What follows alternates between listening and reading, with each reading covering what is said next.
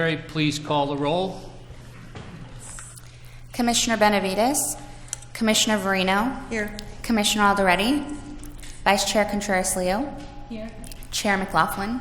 Here. Commissioner Cano. Here. Commissioner Nguyen. Here.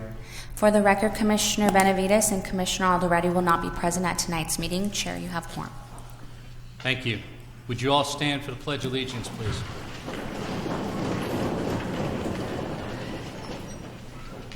Hand over your heart.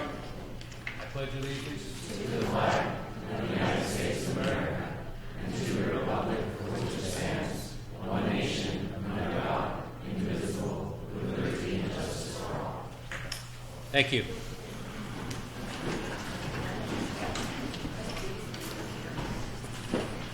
Now is the time for public comments. Does any member of the public have any public comments on non-agenda items? Those that have that, if you would fill out a card up front, you will have 3 minutes to talk about your item. I have 2 cards for this evening. Irma Ramirez.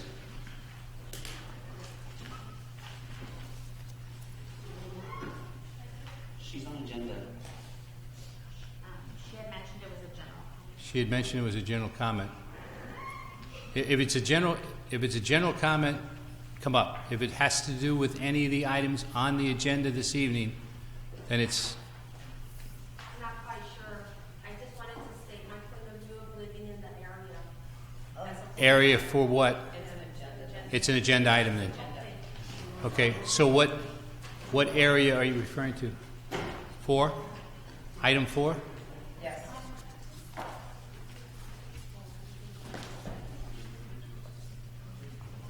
Okay, we have you down for item 4.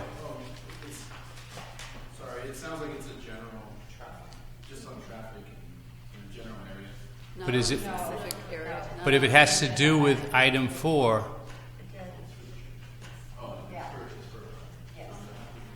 okay. Okay, so you will be able to speak. We'll call you on item number 4. Okay? All right? Second person, Dale Helbig.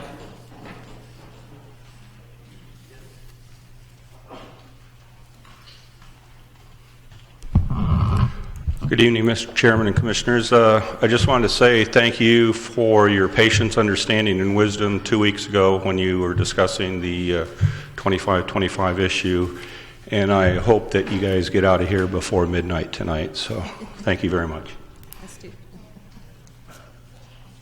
Thank you, Dale. Would anybody else like to speak at this time? Hearing none, we'll close the public comments. We'll go back to the consent calendar. This is time for commissioners to consider the consent calendar. Do I have a motion for approval of the minutes? So moved. Second? Okay, we have a motion and a second. Any comments? All those in favor? Aye. Opposed? 5-0, 2 absent. Do we have a motion to approve the absences of David Benavides and Eric Alderetti? A motion approval. Motion, second. Second. All those in favor? Aye. Aye. Opposed? Okay, thank you. We'll now move on to the business calendar. The formal action of the Planning Commission shall become effective after the 10-day appeal period unless the City Council holds a public hearing on the matter. Then the formal action will become effective on the day following the hearing and the decision by the City Council. An appeal from the decision or requirement of the Planning Commission must be filed with the Clerk of the Council and a copy sent to the Planning Department within 10 days of the date of the Commission's actions. The appeal may be made by any interested party, individual, or group. This is the time and place to consider item number 1, tentative parcel map number 2018-03 and special use permit number 2018-01 to allow the subdivision of an existing 9.98 acre parcel into 6 air right condominium units located at 1920 East Deer Avenue. Do any of the commissioners have anything to disclose at this time? Okay, hearing none. You have the floor. Thank you, Mr. Chair. Commissioners, welcome, new commissioner. Before you this evening is an application for both a tentative parcel map and a special use permit for the address 1920 through 1940 East Deer. And as you mentioned, it's to subdivide an existing 6 commercial office building development into 6 air right condominiums and 2 legal lots. Currently developed with the 6 buildings, parking, landscaping. There are improvements that were, through the review process of this project, identified, and those will be going through hopefully after this tonight. They'll be improving on-site accessibility and circulation and that sort of thing. So no new building construction is proposed, and the application requires, as I mentioned, an approval of the tentative parcel map as well as the special use permit. Sorry, not sure which microphone. There was too many up here. So this is a location of the site. As you can see, it's towards that pocket of Santa Ana that's south of the 55, and it's currently zoned professional office, and the general plan designation is also consistent with that. It's a professional administrative office, and it's surrounded by office uses, research and development uses, and a few industrial uses as well. So this is a site photo of the main entrance to the 6 buildings and the site. And this parcel map will identify the 2 legal lots. I have provided that through a red line that'll subdivide both legal lots. And then I've also identified the building addresses so that you can see where they belong. And as I mentioned, the proposal conforms with the professional office zoning district as well as the general plan designation. And through the approval of the tentative map and the special use permit, it will subdivide this into separate ownership, which will eventually provide additional economic opportunities like property tax revenue. And we have conditioned this project to also conform to the CC&R requirements for the site, as well as creation of a property owners association, so that those CC&Rs can be enforced in the common areas and accessibility. And with that, staff recommends that the commission approve tentative parcel map number 2018-3. I'm sorry about that typo, and special use permit number 2018-1 as conditioned. I'd be happy to answer any additional questions that you may have. With that, my presentation is complete. Thank you. Does the commission have any questions of staff? Okay. For this particular area, what surrounds this professional admin office that you want to work in? Yeah, so the surrounding, the general surrounding uses are industrial and office. Back when the city started constructing, private developers started constructing the area, it was a lot of research and development, which was in line with both the office and the industrial uses, kind of like a half and half type of use. I guess my question would be, are there any similar projects of what you want to build, or would you say it's mostly 100%? It's a mixture. I don't know the exact difference in whether it's industrial or professional, but just to the north of the 55, the last special use permit we had was in Brook Hollow, and that was for commercial use, so like retail. Was your question relative to buildings? No, just what was surrounding this particular area.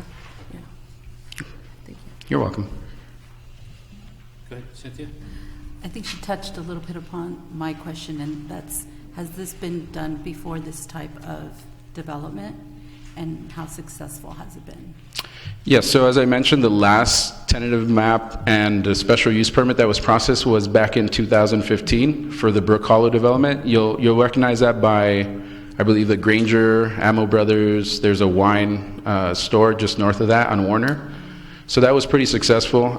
With the split of those buildings, those uses were able to come in, and they're still in operation today. How many were built there? That I don't know. That was a separate project, but there are a number of buildings that belong to that Brook Hollow development. Thank you. Any other questions? I have just a quick question. Yep. It shows on here that the project went through the Planning Commission subcommittee, the development The review. DRC, yes. And there were several items that were addressed at that time, and it looks like the developers met some of those? Yes, and Requests. I'm sorry, go ahead. No, go ahead. No. Yeah, some of the, well, through the process, we have to identify whether the property meets all the development standards. This is an older property, but landscaping, as you can see from the image, is pretty well maintained. A lot of the improvements are triggered through building code, accessibility, and ADA, and so those are being addressed currently in plan check. We've allowed them to go into early start, and so they're addressing those missing issues. Okay, thank you. Just to your point, I was there today, and they're doing a lot of change over the landscape, and it looks like they're ripping out a lot of the bushes and trees and replacing it with new drought-tolerant things like that. So that's good. Any other questions of staff? All right. Thank you. Thank you. Madam Secretary, have we received any written correspondence on this item? We have not. Thank you. Okay, would the applicant at this point in time, is the applicant here? I'm here representing the applicant. Okay, would you like to speak at this point in time? I don't have anything further to add. Okay, thank you. All right, now it's time for the public hearing. You'll have 3 minutes to speak in the public hearing. Does anybody want to speak at this point in time? I do not have any cards. Hearing none, we'll close this public speaking and we'll bring it back to the commission. Lynette? I'd like to make a motion that we adopt a resolution approving tentative parcel map number 2018-03 as conditioned, and adopt resolution approving special use permit number 2018-01 as conditioned. Second. Second. Okay. Any discussion on the item? Hearing none. All those in favor? Aye. Opposed? That's 5-0 with 2 absentees. Now is the time and place to consider item number 2, conditional use permit number 2018-25 to allow the sale of alcoholic beverages on premise for consumption, and conditional use permit number 2019-02 to allow after-hours operations for Hugo's Acapulco with Wings restaurant located at 307 East 1st Street, units 1A, 1B, and 1C.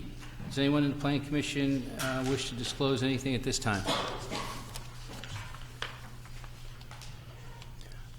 No. I did receive one call from Jill Arthur regarding this item, and it was just an informational discussion. Yours. Good evening, Chairman and members of the Planning Commission. Before you are 2 applications for conditional use permits for Hugo's Acapulco with Wings restaurant located at 307 East 1st Street, units A, B, and C. The owner of the restaurant is requesting 2 conditional use permits. One is to allow the on-sale consumption of beer and wine, and the other one is to allow extended after-hours operation from 6 a.m. to 9 p.m. This is a aerial view of the site. The red rectangular indicates the location, the shopping center, and the subject units are highlighted in blue. Again, the subject units are located in a commercial center which has approximately 30 to 40 tenants, which was built somewhere in the 1980s. Other than that, it's pretty much surrounded by commercial uses. You do have some auto services to the west, as well as the village lofts to the west, and some bars to the north of the subject site. This is the proposed floor plan. The owner pretty much acquired the property back in 2010 and has been operating Unit A and B as a eating establishment since then. As part of this application, the applicant is requesting to expand her business into Unit C, which will offer a different type of eatery, focusing particularly in hot wings. With that, they're requesting the approval of a beer and wine license, and also to allow the operations from 6 a.m. to 9 p.m. The red boxes indicate the square footage that will be utilized for the display and storage of alcohol beverages, which is it's way below the allowed 5% total gross floor area. In addition to the proposed expansion, they are proposing an outdoor dining area, which was also analyzed as part of this application. With that, staff predicts that the project is compliant with the Santa Ana Municipal Code and will provide additional services to the residents and the visitors of the adjacent vicinity. In addition, the conditions of approval listed as part of the resolution, as well as the standards of operation as outlined by the Santa Ana Municipal Code, as well as the Department ABC regulations with regards to the alcohol license, will mitigate any potential impacts to the neighborhood as well as to the surrounding vicinity. Staff is proposing to limit the hours of operation. So this is a bit unique. It's not a typical after-hours operation request. Normally, the requests are to operate past midnight. This applicant's actually proposing to operate a bit earlier. So they're proposing to open up business at 6 a.m., and this is to allow their cafe to service these individuals by providing coffee or pastries in the morning. With that, the applicant has already submitted tenant improvements for the expansion, and they're currently being reviewed by the building department. That concludes staff presentation, and with that, we are recommending that the Planning Commission approve conditional use permit number 2018-25 and conditional use permit 2019-02 as condition. And I'll feel free to answer any questions. Does the commission have any questions of staff? Angie? For this particular location, I noticed they have security guards in that area. Are they planning on adding more since they're going to be there at night, or how? Correct. So my understanding is that the property owner currently has contracted with a security guard company who patrols the entire site. The operator itself has actually also contracted with a security guard who will be providing services for their particular business. And then just wanted to point out, there has been some inquiries about homeless issues within the vicinity, and staff has forwarded those messages to the police department as well as the code enforcement division that will be looking into that. Okay. Can I Lynette? piggyback off that? So Jerry, are you saying that there currently is security in the entire complex? Correct. And in addition to that, this applicant is going to hire their own security? Correct. So that they do not have today? I believe they already have a security on the premise for the establishment. I will relay that to the applicant if you wish for them to answer that question. Okay, I can ask them when they speak. And then, so this is one restaurant, and so today the Jugos Acapulco doesn't have alcohol, and it looks like from the rendering that they're going to put a door between B and C. The alcohol is going to be in the C unit, and then it's going to be they're going to be able to freely walk over into Correct. the other units and have alcohol with their meal. That is correct. Okay, and then in addition, they have an outdoor patio proposed. Correct. And that is going to the patio is going to be shared between all three of the pads? So that is correct. The owner is the owner of all three tenant suites. She acquired the unit A and B back in 2010, which is currently known as Jugos Acapulco, and it pretty much functions as a restaurant that pretty much just focuses on providing sandwiches, tacos, kind of fast food, and coffee and smoothies and whatnot. So they're trying to expand into Unit C, and that is a different concept in terms of the restaurant, which they're going to be kind of focusing on just hot wings, providing hot wings, which is why they're requesting the approval of a restaurant. It is one restaurant owned by the same owner, correct? For all three pads. That is correct. And the third pad, the C, has a separate kitchen? That is correct, yes. And each one of them will be able to access the patio? Correct, yes. As far as the patio is concerned, I have serious concerns about the patio, just based on this application. Does the patio meet all the city standards? It does. Are we making any concessions for that patio? No. So they do meet our standards in terms of queuing and circulation in terms for ADA compliance. And they are going to be working with the Department of Alcohol to secure the correct dimensions for the screening in terms of the gate. I believe the requirement for a gate might be 36 to 48 inches. As part of the conditions of approval, staff did recommend a condition that the patio or the outdoor dining area be limited from 7 a.m. to 10 p.m. But their hours are only 6 a.m. to 9 p.m. That is correct. So we shouldn't be conditioning the patio any later than the hours of operation that they're already asking for. So just to kind of give you a brief description of the hours of operation allowed in downtown, currently the code allows you to operate from 7 a.m. to 12 a.m. without requiring any type of conditional use permit approval. So we don't want to limit and put an hour in case the tenant wants to further in the future expand those hours to 12 a.m. If they do wish to then amend their hours to past midnight, they will have to come before this body to modify their conditional use permit. So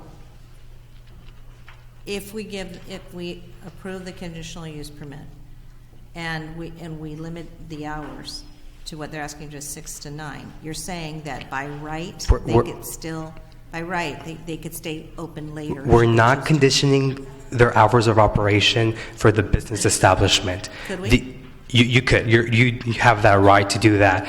But again, just keep in mind that the Santa Ana Municipal Code currently allows you to operate till 12 a.m. without conditional use permit. But not without alcohol. That's correct, yes. Okay. Or I'm saying, without alcohol, they could. Correct. Until midnight. Correct. You could limit the hours of operation in terms of the selling of alcohol and Okay. consumption. Thanks, Jerry. I have a question.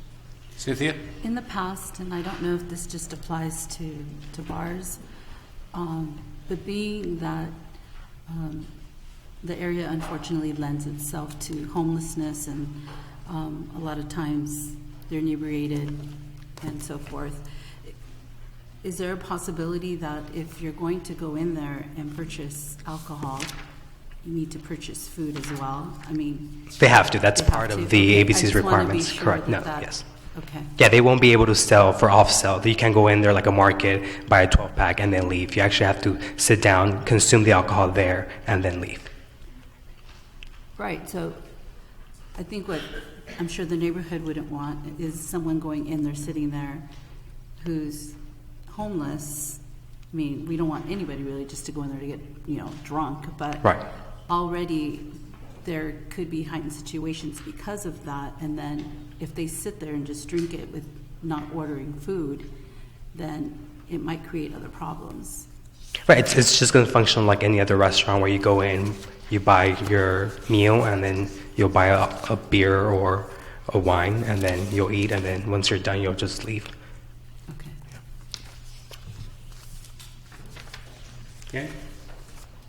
On the application indicated the operation will be from 6 a.m. to 9 p.m. It means that at 6 a.m. the alcohol will be served as well?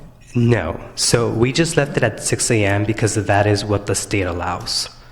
So again, just to clarify, the Santa Ana Municipal Code allows you to operate from 7 a.m. to 12 a.m. without a CUP. What they're requesting here is to be able to open 1 hour earlier at 6 a.m. And that is particularly to service the existing establishment, which is Jugos Acapulco, which they provide coffee and pastries in the morning. It's pretty much just to capture the early morning crowd. Thank you. So as far as the terms of the alcohol, again, just to clarify that, it's going to be sold between what hour and what hour? The sale of alcohol will be in accordance to the state law, which is 6 a.m. till 12 a.m. Till 12 a.m. Correct. If they want to sell past midnight, they will have to come in before this body and get a modification. I mean, they're closing, the understanding is they're closing at 12, but opening at 5.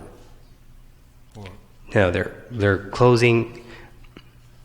Currently, right now, they function from 7 a.m.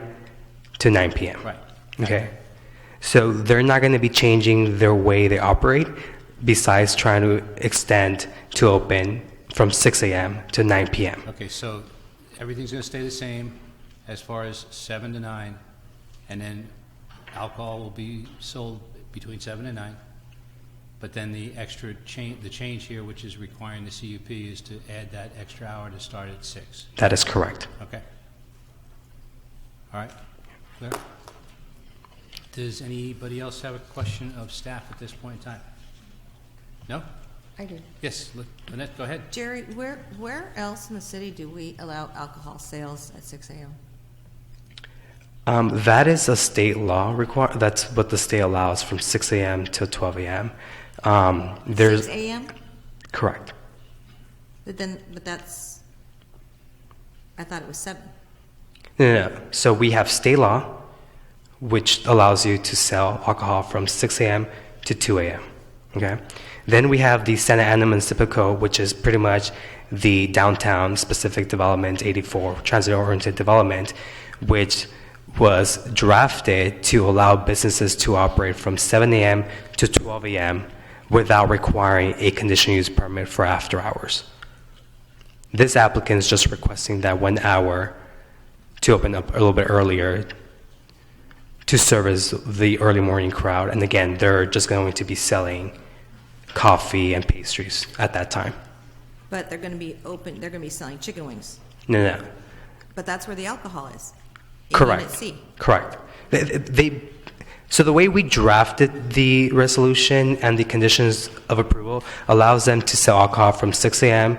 to 12 a.m. But that's not what they're proposing to do. Their business operations is basically to open later for the wing component. It's going to open up at a later time. Ask the applicant about that, but I'd like there to be more stringent times, if this is to be approved, that's written in writing as part of this conditional use permit. You have, the body could definitely add those conditions. Okay. Lynette, any more questions? No, thank you. Anybody else have a question of staff? Thank you, Jerry. Okay, Madam Secretary, have we received any written communication on this item? We have, and that has been distributed to the commission. Okay, thank you. Would the applicant at this time like to speak? I would like to speak on behalf. Thank you. Okay, please do. And could you identify who you are? And Thank you. My name is Lorraine. I am speaking on behalf of the applicant. Okay. Okay. So Consuelo Arredondo. Okay. So pretty much, we wanted to talk a little bit about.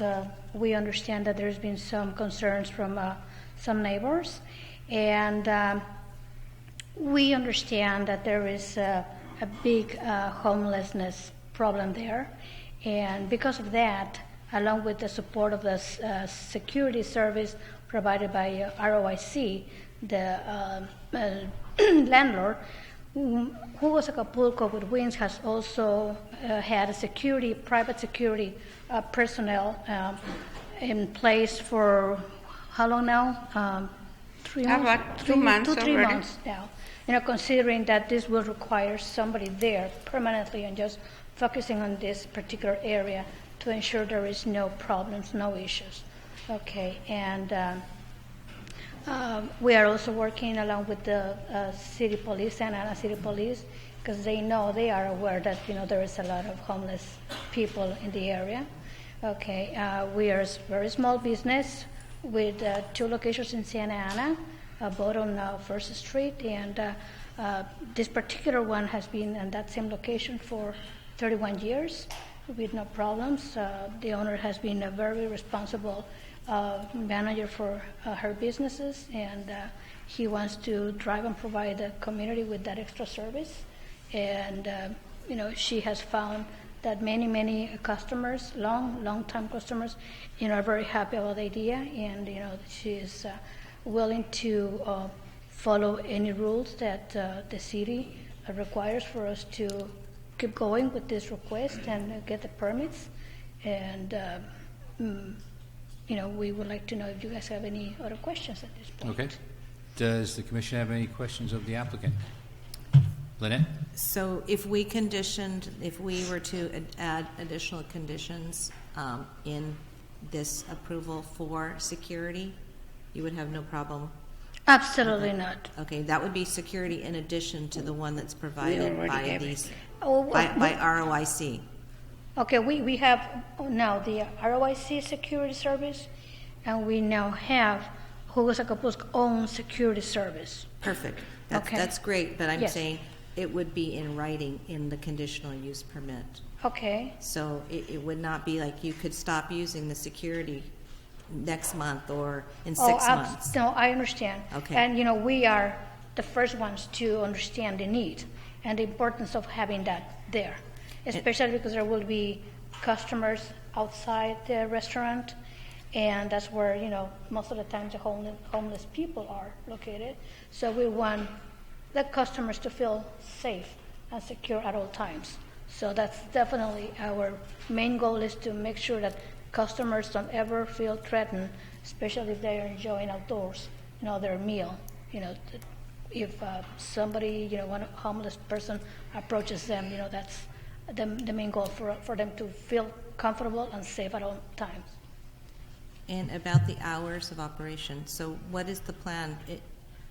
Jerry said something about you won't be selling chicken wings at 6 in the morning, so that would make me believe that you're going to only have the units A and B during the morning hours, and then you're opening the wings restaurant at a later time? How is that going to work? The restaurant will, the chicken wings will be also open. We understand that there will be not that many customers that would stop by to have chicken wings for breakfast. That's certain.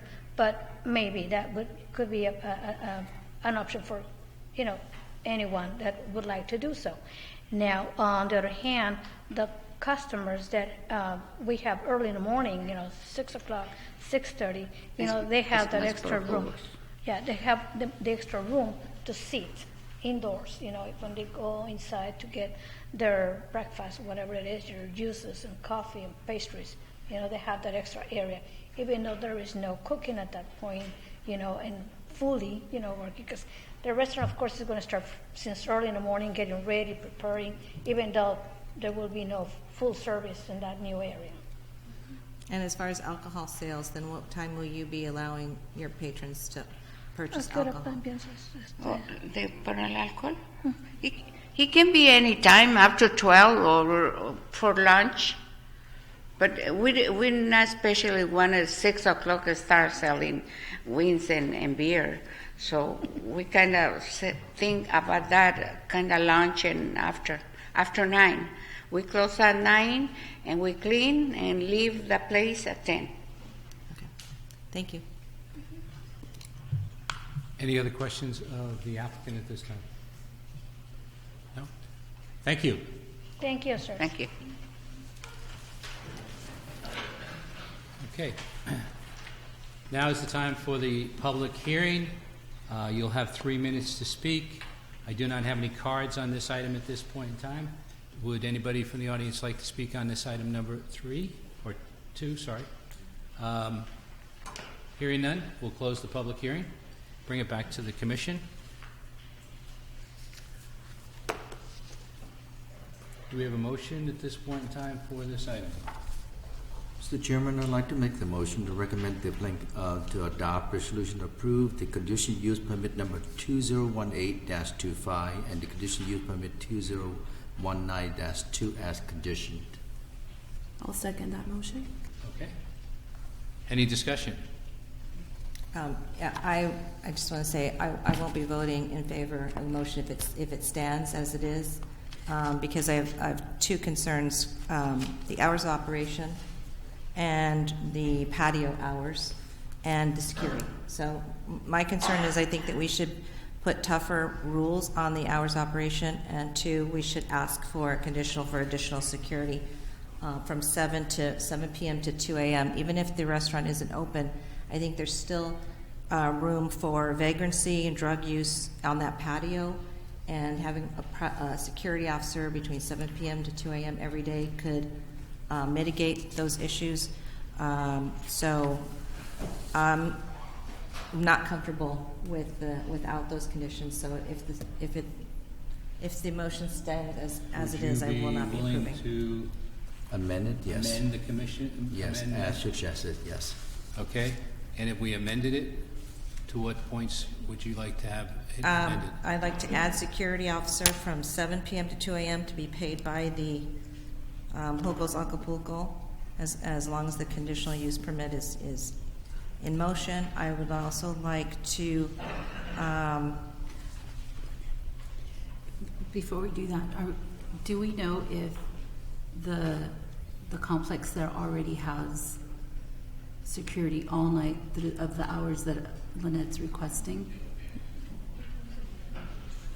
The company that the landlord, do they already have that? Correct. The property owner already provides security services from 7 a.m. to 12 a.m. 7 a.m. to 12. Correct. Not 2 a.m. Okay. And most of those businesses are not open past midnight. Is there any particular reason for the 2 a.m.? No, mine's 7 p.m. to 2 a.m. because that's when all the bars start getting out in the downtown area.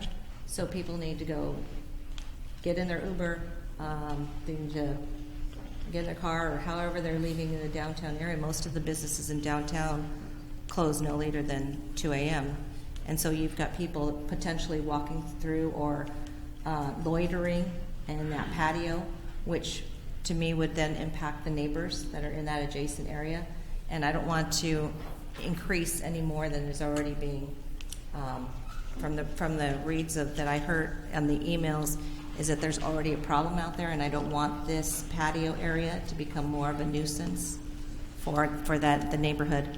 So that's the reasoning for my addition, and that would be the same reason for the hours of operation, is really to just maintain, some level of alcohol consumption in the restaurant. Okay. Lisa, you look like you're asking. There has to be a nexus between this restaurant use and the conditions that you are proposing. Okay. And they're not even going to be open until 2 a.m. The homeless problem is there before this restaurant. They're not bringing the homeless problem in. But the patio is new to the business. The patio is there. I think they don't have a patio today. This is an additional patio that they're adding onto the business as part of this project. Correct. It's going to be fenced off, though. But let me ask a question then. But if the 3-foot fence if is the only furniture, if the furniture is, basically, if what's left on the patio is some kind of gate or some kind of fence, that's basically it. Nothing else. It's all the furniture is inside the facility. So can we condition that? You could condition that, and that's that the furniture on the patio needs to be your removed. concern. Your concern is the I know. loitering. Your concern is people just using the patio furniture as a bedroom at night and stuff like that. So that's why I'm asking. Since we're looking at this from a time period, if we were to say that the furniture had to be removed from the patio.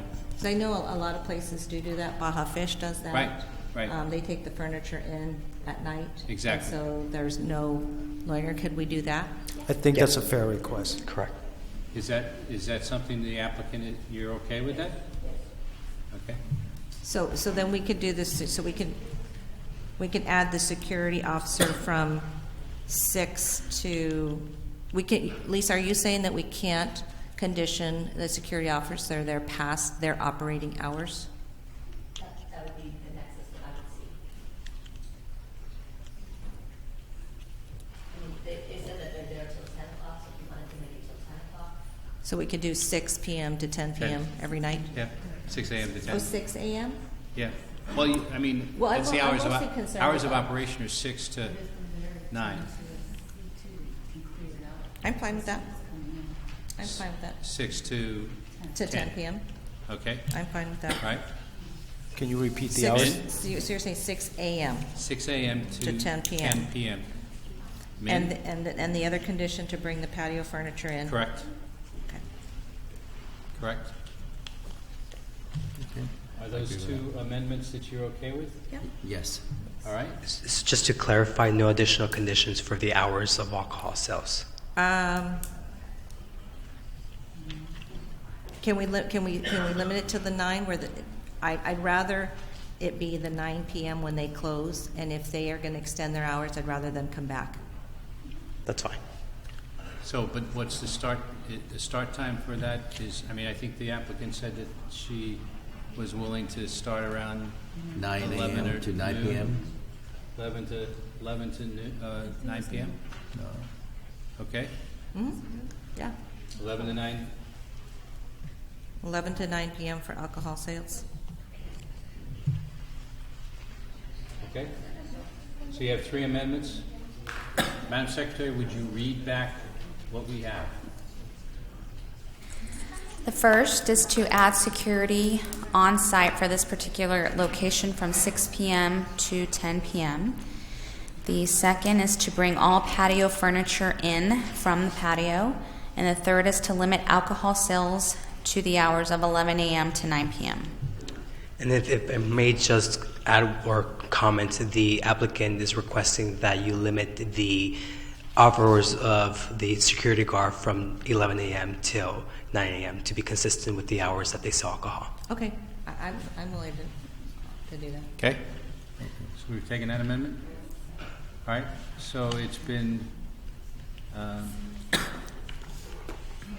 we have a motion at this point in time, as is, with the 3 amendments. Okay, any further discussion on this item at this time? Hearing none, all those in favor? Aye. Opposed? 5-0, 2 absentees. Thank you, Jerry.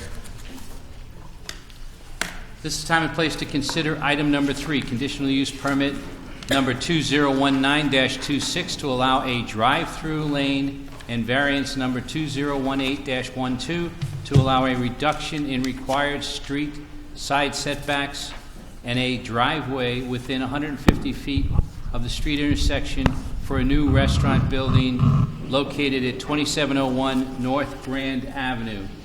Does anybody in the commission have anything to disclose at this time? Okay. Ally, it's yours. Thank you, Chairman McLaughlin. Good evening, members of the Planning Commission.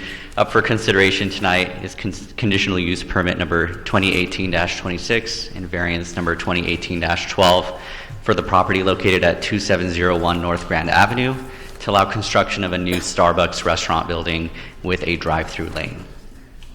So the project essentially consists of construction of a new restaurant building to be tenanted by Starbucks. It would contain 1612 square feet with an interior dining room, a drive-through lane, and an outdoor patio. There would also be on-site landscaping and site improvements, which I'll get into more detail as we progress. This is the site as it appears today. It's part of an integrated shopping center located at the northeast corner of Grand and Fairhaven. It is surrounded by commercial uses and is zoned in the arterial commercial zoning district. It has been vacant since 1991 when a gas station that was there was demolished. Since that time, there have been several development projects proposed here, 2 of which were approved and entitled, but because they were never built within the 2-year time frames that the code mandates, their entitlements expired. And here we are, 3rd time's a charm. And the applicant is proposing, again, to construct the building on this site. This is the site, again, as it appears today. And looking at the site plan, the restaurant would be located close to the street toward the southwest corner and would contain the drive-through lane wrapping around the structure with entrances to the site from Fairhaven and from Grand Avenue. The 2 driveways that would feed the site are existing. They've been there for some time when the gas station was there, but the applicant, as part of this project, will be modifying them to meet today's code requirements to make them safer for pedestrians and enhance their ADA accessibility requirements. These are the proposed elevations of the Starbucks. It's a contemporary architectural style, a lot of solid materials, less stucco, more wood, metal, and other things to distinguish it. So in analyzing the project, staff found that it required the actions that are before you this evening. The first variance is to approve a reduction in the landscape setback. That is because Grand Avenue is proposed to be widened and the applicant is required to make a 4-foot offer to the city to dedicate land for a future widening. So when that's complete, the site will only have 10 feet landscape when 15 feet is required. Secondly, the variances are there to be able to legalize 2 existing nonconformities, and deal with 2 driveways that have been there that don't meet today's code requirements of being at least 150 feet from the nearest intersection. And then finally, by virtue of having a drive-through lane, the project requires approval of a conditional use permit, which is standard throughout the city. The project does meet the city's goal of infilling long vacant parcels. As I shared earlier, the site has been vacant since 1991, and this project hopefully will rectify that situation. The building has also been substantially redesigned through the course of the project's life. Initially, the applicant proposed an exclusively drive-through restaurant located at the back corner of the parcel, and staff worked with the applicant to help redesign the project to fulfill our design guidelines of providing dining rooms for residents of the city and discouraging uses that would almost exclusively serve commuters. So this is something that will be both community and commuter oriented. And secondly, by bringing the building closer to the intersection, it's enhancing its presence onto the street and helping bring good architecture more prominently. There's no point of having all this good architecture if it's going to be tucked at the back of the site. But through that did trigger the variance request because of the lack of the 5 feet landscaping that they're deficient in. The drive-through lane is oriented from any residential uses that are after the commercial properties. The nearest residential use is about 100 feet to the southeast, but by placing the drive-through in the way that it is right now, it's going to minimize the noise from the order boxes. And finally, and probably most importantly for a Starbucks, the drive-through lane exceeds the city's minimum stacking requirements, so 2 extra cars can fit in there and not impact the intersection or the street. So based on what I just shared in the analysis, staff is recommending approval of both actions, the conditional use permit 2018-26, variance 2018-12, both as conditioned. I'd be happy to answer any questions at this time. Does the commission have any questions of staff?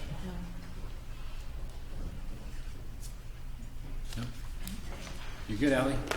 Thank you. Thanks. Okay. Madam Secretary, have we received any written communication on this item? We have not. Okay. Would the applicant at this point in time like to speak?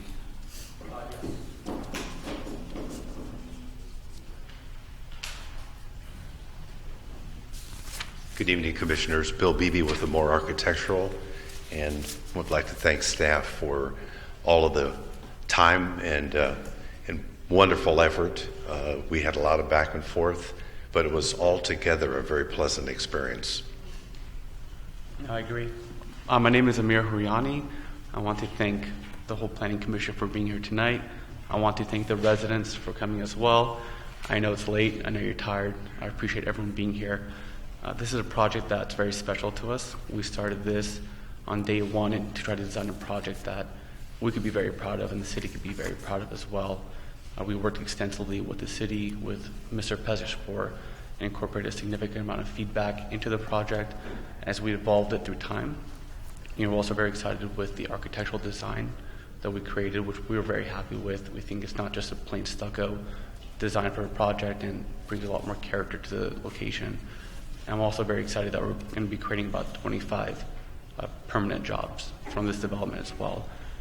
If there's any questions, I'm here to answer them. Thank you for your time again. Does the commission have any questions of the applicant? Just one question, maybe I missed it while I was reading this. By when do you guys think this project will be completed? Hopefully by this year. This year? Yeah, hopefully by this year. We have an aggressive timeline. We're trying to have the shell developed by August and turned over to our tenant for TI work. Hopefully we can meet that requirement, but hopefully this year. The only one question I have is just out of curiosity. I mean, from the standpoint of the fact that it was a gas station back in 1991, has it been the full mitigation of contamination from the gas station at this point in time taken care of? It has been taken care of, and we also did an environmental study that was pretty extensive that drilled into the ground to make sure that there was no contamination remaining. Based on my multiple discussions with the engineers, they said it's one of the cleanest properties they've seen. Okay. Good enough. Thank you very much. Good. Thank you. Your comments. Okay. At this point in time, we'll open up the public hearing. I have no cards on this particular item. Would anybody like to speak on this item? If so, please go up to the secretary and fill out a card. Hearing none, the public hearing is closed. We'll bring it back to the commission for a motion. I'd like to make a motion to approve conditional use permit 2018-26 as condition and approve V8 number 2018-12 as condition. We have a second? I'll second. Lynette, second. Any discussion? Okay, we'll go to vote. All those in favor? Aye. Aye. Opposed? 5. Angie? No. Did you no or yes? Yes. Okay. 5-0. 2 absence. Okay, thank you. This is time and place to consider item number 4, conditional use permit number 2019-01 to allow for the construction of a new 2-story, 9,928 square foot community service building and additional seats within the existing church for the Archangel Michael Capito Orthodox Church located at 4405 West Edinger Avenue, and minor exception number 2019-01 to allow the 2-story community service building to exceed the maximum building height of 27 feet by 5 feet 5 inches for a total height of 32 feet 5 inches. The project also includes the demolition of 5 existing single-family homes and the consolidation of the lots into one parcel. Okay. Selena. Good evening, Honorable Chair, members of the Planning Commission. Thank you for that thorough introduction.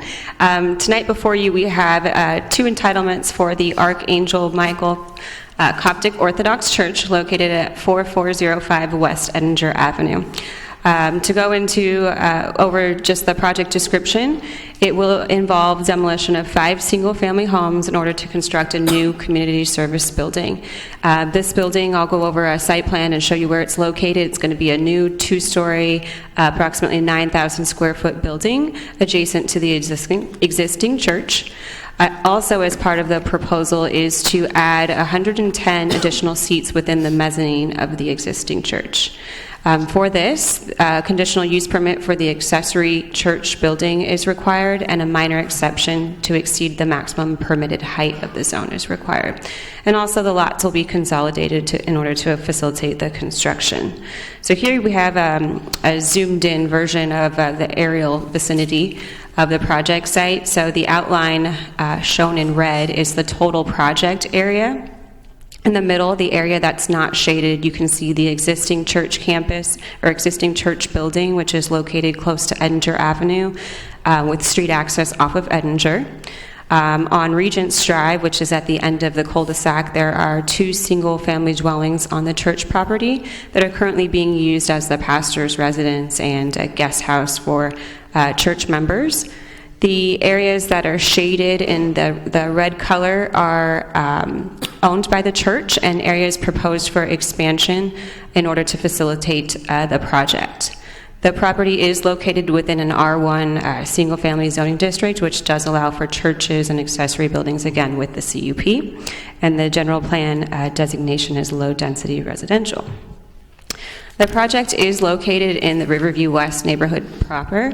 However, the area that's immediately adjacent to the neighborhood to the north is about 60 single-family homes. That's known as Little Texas.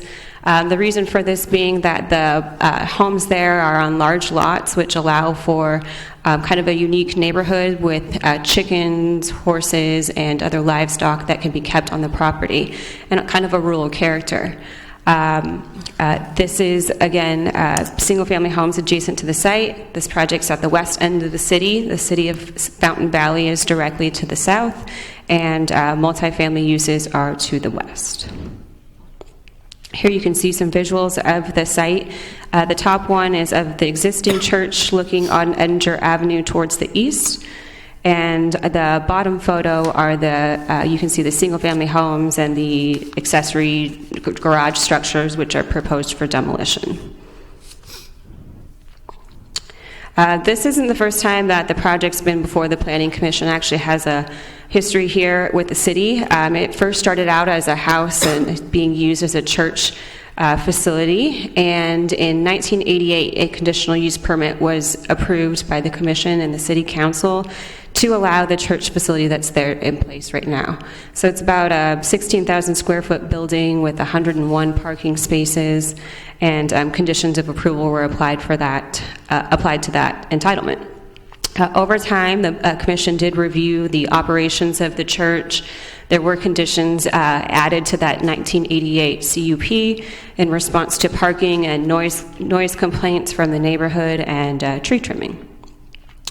In 2003, there was an application somewhat similar to the one before you. It was to demolish 3 dwellings, add additional parking, but also to use the church worship area and the basement, which is currently used as just a social hall, concurrently, which would allow for full occupancy of the building and use of that site. This application was actually denied by the City Council, so the current entitlements that are in place are the ones from 1988 that allow for the configuration that we see out there today. So I'll kind of walk us through the site plan. You can see the existing church building here on Edgar Avenue, a new courtyard which will be hardscape and landscape in between, and the community service building to the rear. This was situated to have the buildings as close as possible to Edgar Avenue, away from the single-family homes, which you can see kind of outlined out in the areas in white around it. As far as circulation goes, the single-family homes that will be demolished will allow for the expansion of the parking lot into this configuration that you see here for 55 additional parking spaces, which would be 156 total spaces. It would also allow for a reconfigured parking lot to allow 2 points of access to the site, not just the one. So it would have through circulation and also a drop-off area on site right near the community service building. Around the perimeter of the site would be a new decorative 6-foot-high wall with landscaping such as vines and trees and shrubs to help screen the wall and the buildings from the adjacent neighborhood. So here you have the floor plan of the community service building. The purpose of this building is to not have to use the basement of the existing church facility, which has had some history of flooding in our city. So it currently has one of our few buildings in the city that has a basement, and in the past it has, during heavy rains, flooded. It also doesn't have any windows to allow for any light or ventilation. So this building here would take operations from that basement and into the new community service building. It's rooms such as religious education classes, offices for the clergy members on the first floor, and then on the second floor it would allow for a multi-purpose space where tables and chairs can be set up in different configurations for different meetings, and a kitchen to provide any meals or things that for meeting spaces for any of the groups that are there, and the Bethlehem where they store their breads for religious services. Also restroom facilities and whatnot.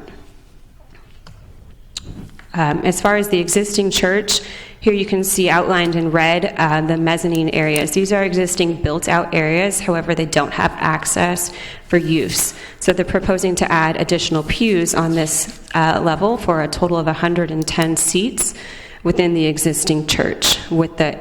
From this area, the members could then see down below to the church service that's being held in the main worship area, which you can see here on this floor plan. It's just for context purposes, there are no modifications being proposed on this level of the church. And again, just for context purposes, here's the existing basement, which does have restrooms that service the church. And this area would be converted for storage use and no longer used by the church.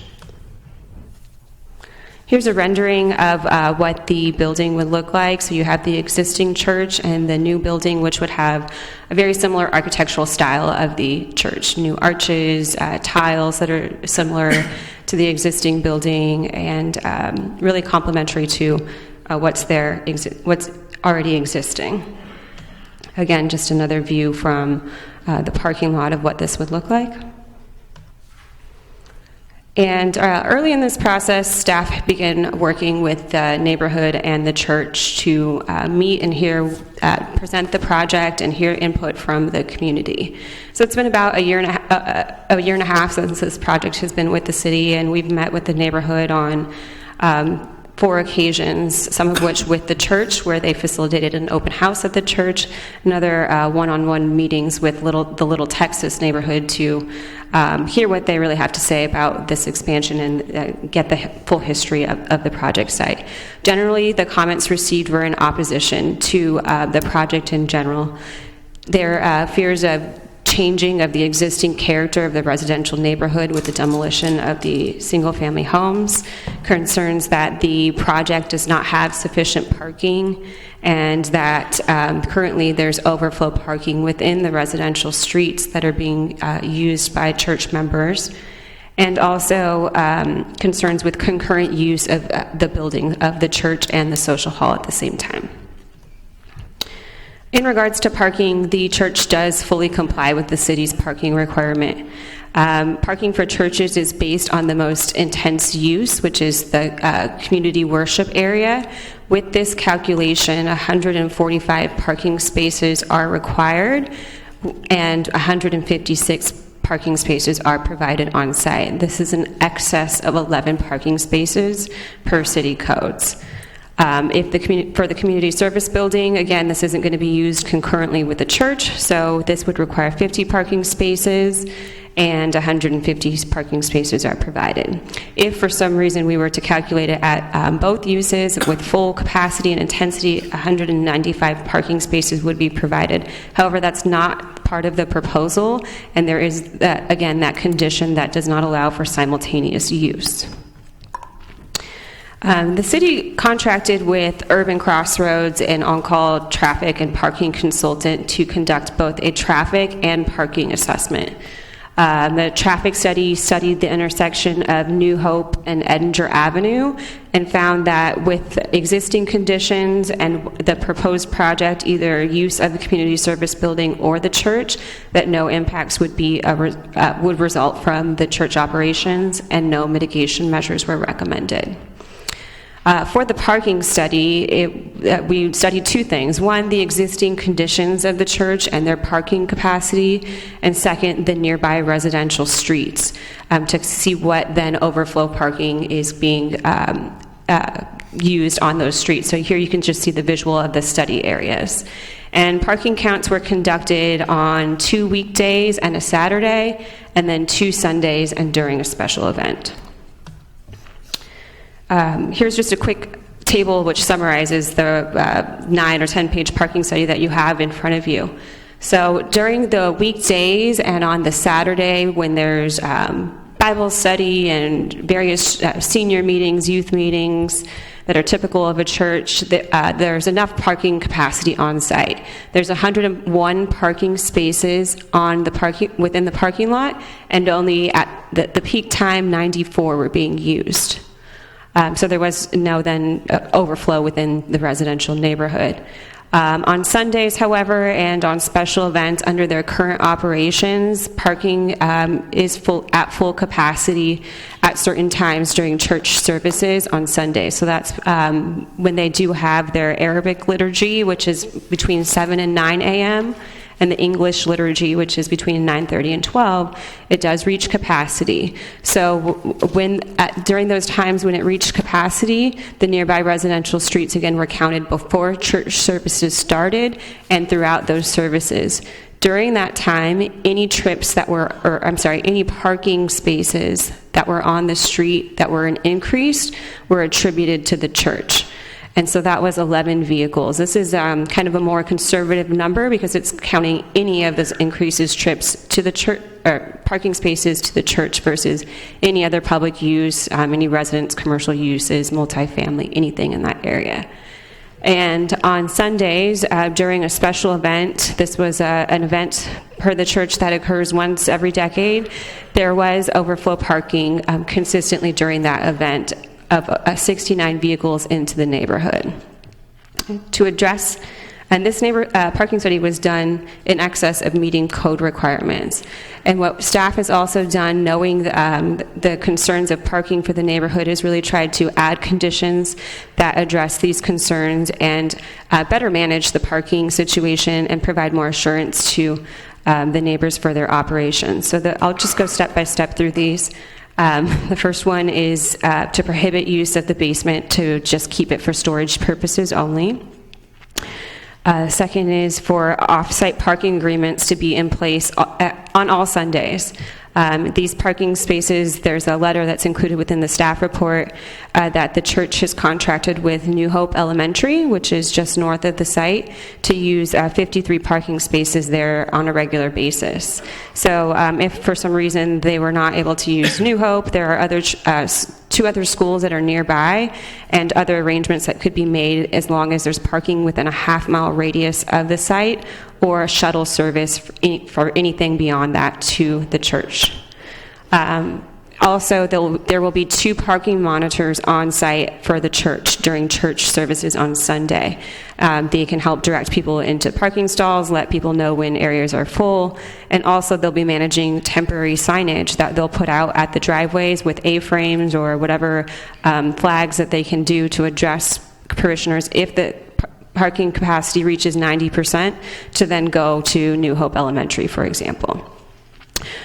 Just to provide more assurance that there will not be any pedestrian access or vehicular gates now or in the future. There's the condition to require the solid block wall, and also to maintain a point of contact with the city, to have on file at all times. This should be updated annually, and then this person will have their name and their phone number, email address, and as soon as we get any comments or questions from the public or comments of our own just based on review of their operations, they'll be the ones to address these directly. They'll kind of serve as a liaison between the neighborhood and the city and the church.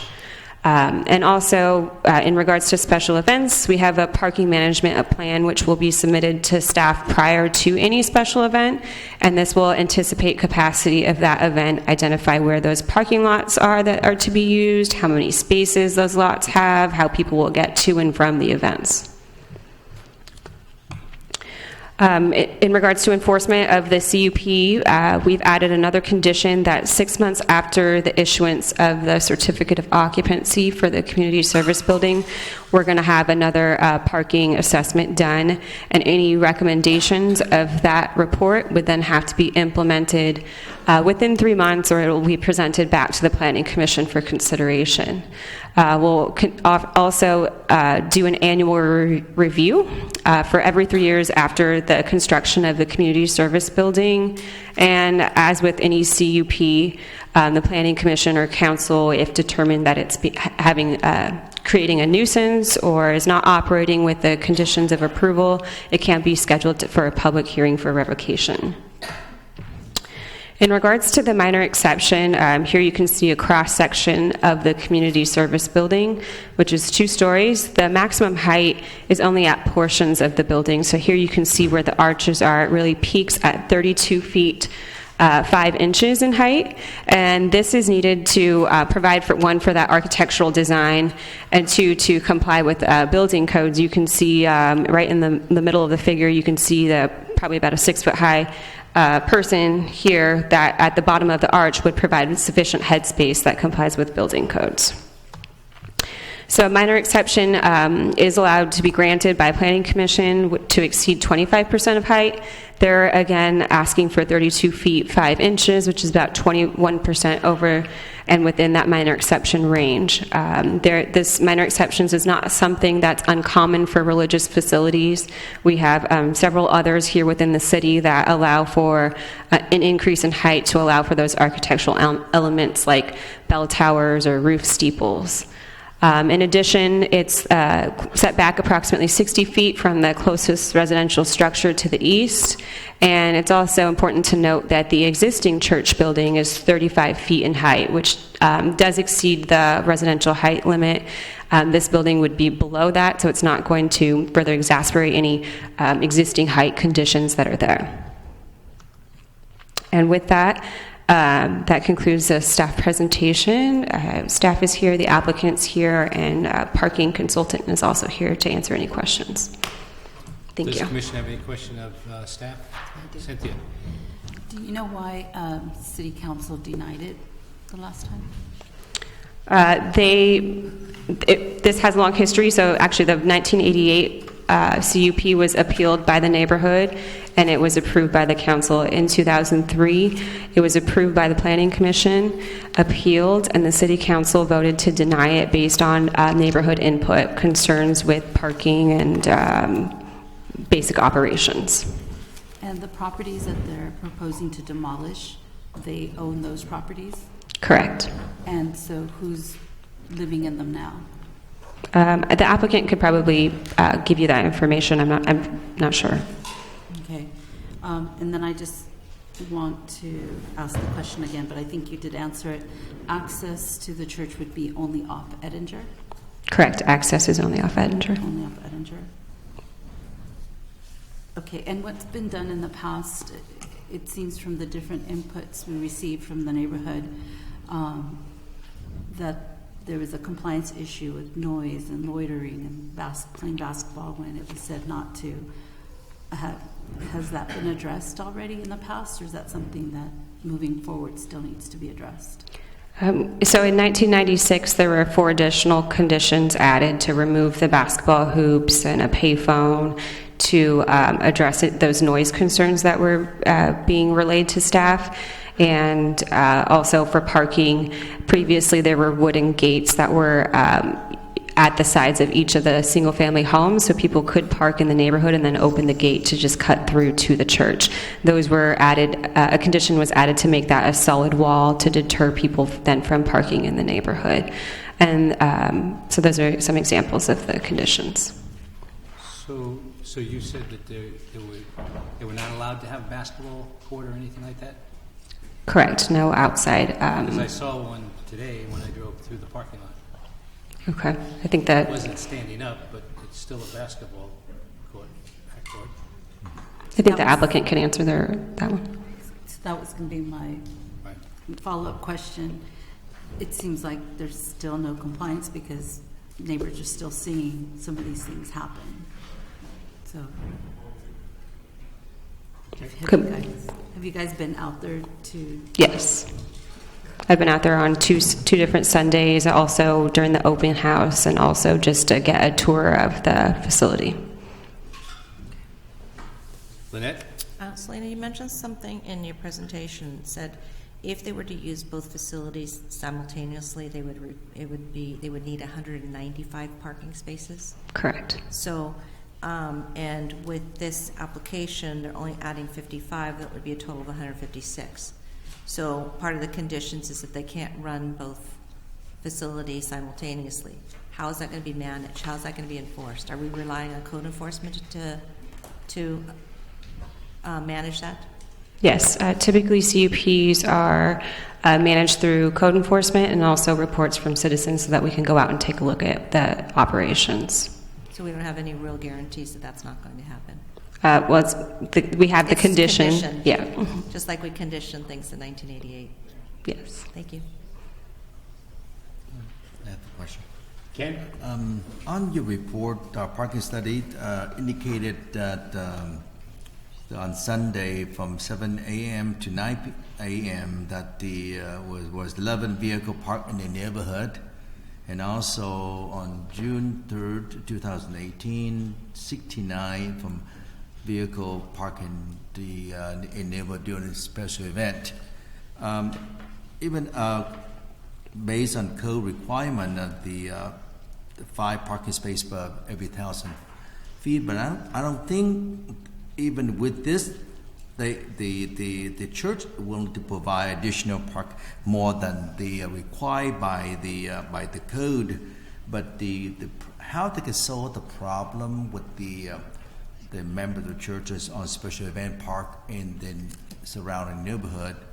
My second question is, the church have secure agreement with the Gunnery Unified School District to use 55 parking spaces, and lot, how far from the church from that school, and how, if that is that a walking distance or kind of to shuttle services to shuttle the member of the church to travel from the parking lot, lease parking lot to the church. So what I'm trying to get at it, if there are a recommendation or proposals how to eliminate the problem of the member of the church parking on the surrounding neighborhood. Okay. So let's see, I'm going to go actually backwards. For the second question, in regards to where the school property is located that the offsite parking agreement is executed for, you can actually see it here in the aerial photo. It's New Hope Elementary School, which is walking distance from the site. It's about, 5 houses away from the project site via New Hope, and you can see their parking lot here with the 54 spaces. There's also, there is another school that is just south of New Hope at New Hope and Primrose, and another school at New Hope and McFadden, which is fairly close to the project site as well. And I believe the church has talked with the school district and would be able to utilize those during special events.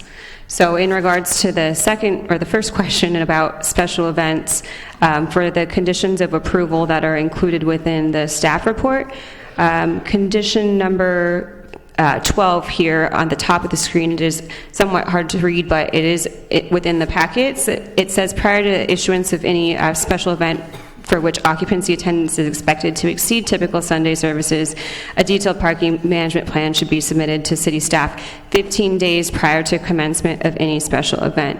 The plan would give details of, again, where those parking lots are, what the capacity of those parking lots are, what their expected attendance is, how they'll get people to and from, and then it will require planning department review. So who does that go to for special events? Is that PD? No, it's going to be city staff, planning staff. City planning staff. Mm-hmm. We can coordinate with PD to review or add that into the condition if that's something that's of interest. Okay, Lynette? So, why are they not using the school now for special events if parking is already an issue? They are using the school right now on regular Sundays, but for that particular special event, which the applicant can speak to, it's not something that's typical. They said it occurs once every decade, so it was like a peak occurrence, and at that time they didn't have anything in place. Okay. So, I mean, typically, if a school district has their grounds used for something, it has to. There is an agreement that's put in place. I mean, in Santa Ana, they have what they call the Civic Center, which is operated out of the district, which says you can use the properties with different groups of people and things like that. And there's a formal agreement. Is there a formal agreement in this case with the elementary school? There is for New Hope. The letter is included as an attachment to the staff report. It's attachment 12.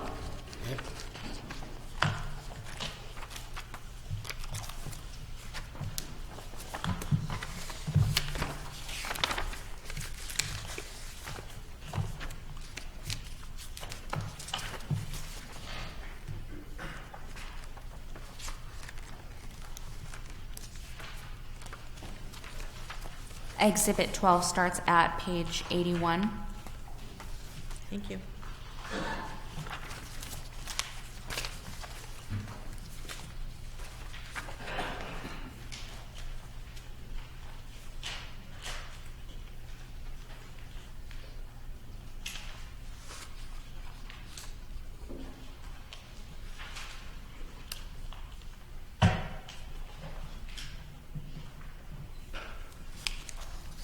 Okay, so got it.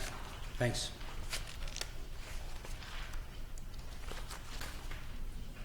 Andrew? Ken? Just out of curiosity, so in the existing church, how many seats are in the existing church? 324. So it's now going to go to 444? Yes. And what's the parking requirement on that as far as that goes? It's different than most parking requirements? So the rate is 1 space per every 3 seats, and a seat is calculated by 18 inches. Every 18 inches is 1 seat. So 3 1 seats for 1 parking space. Okay? Got it?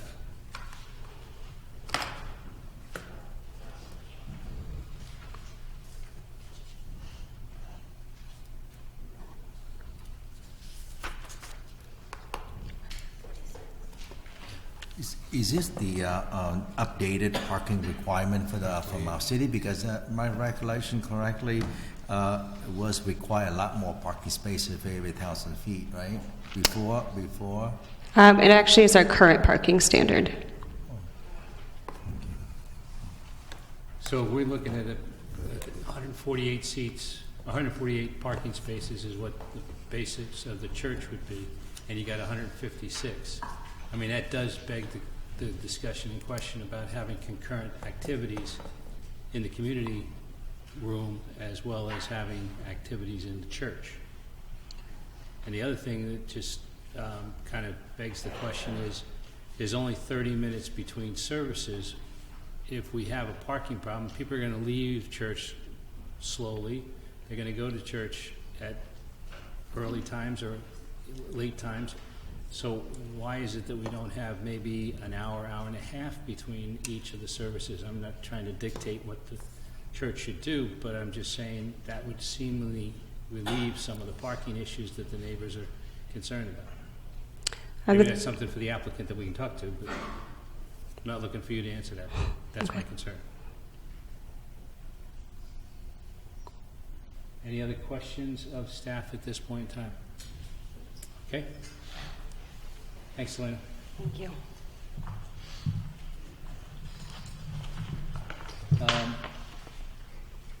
Madam Secretary, have we received any written communication on this item? We have, and those have been distributed to the commission. Okay. Would the applicant at this point in time like to speak?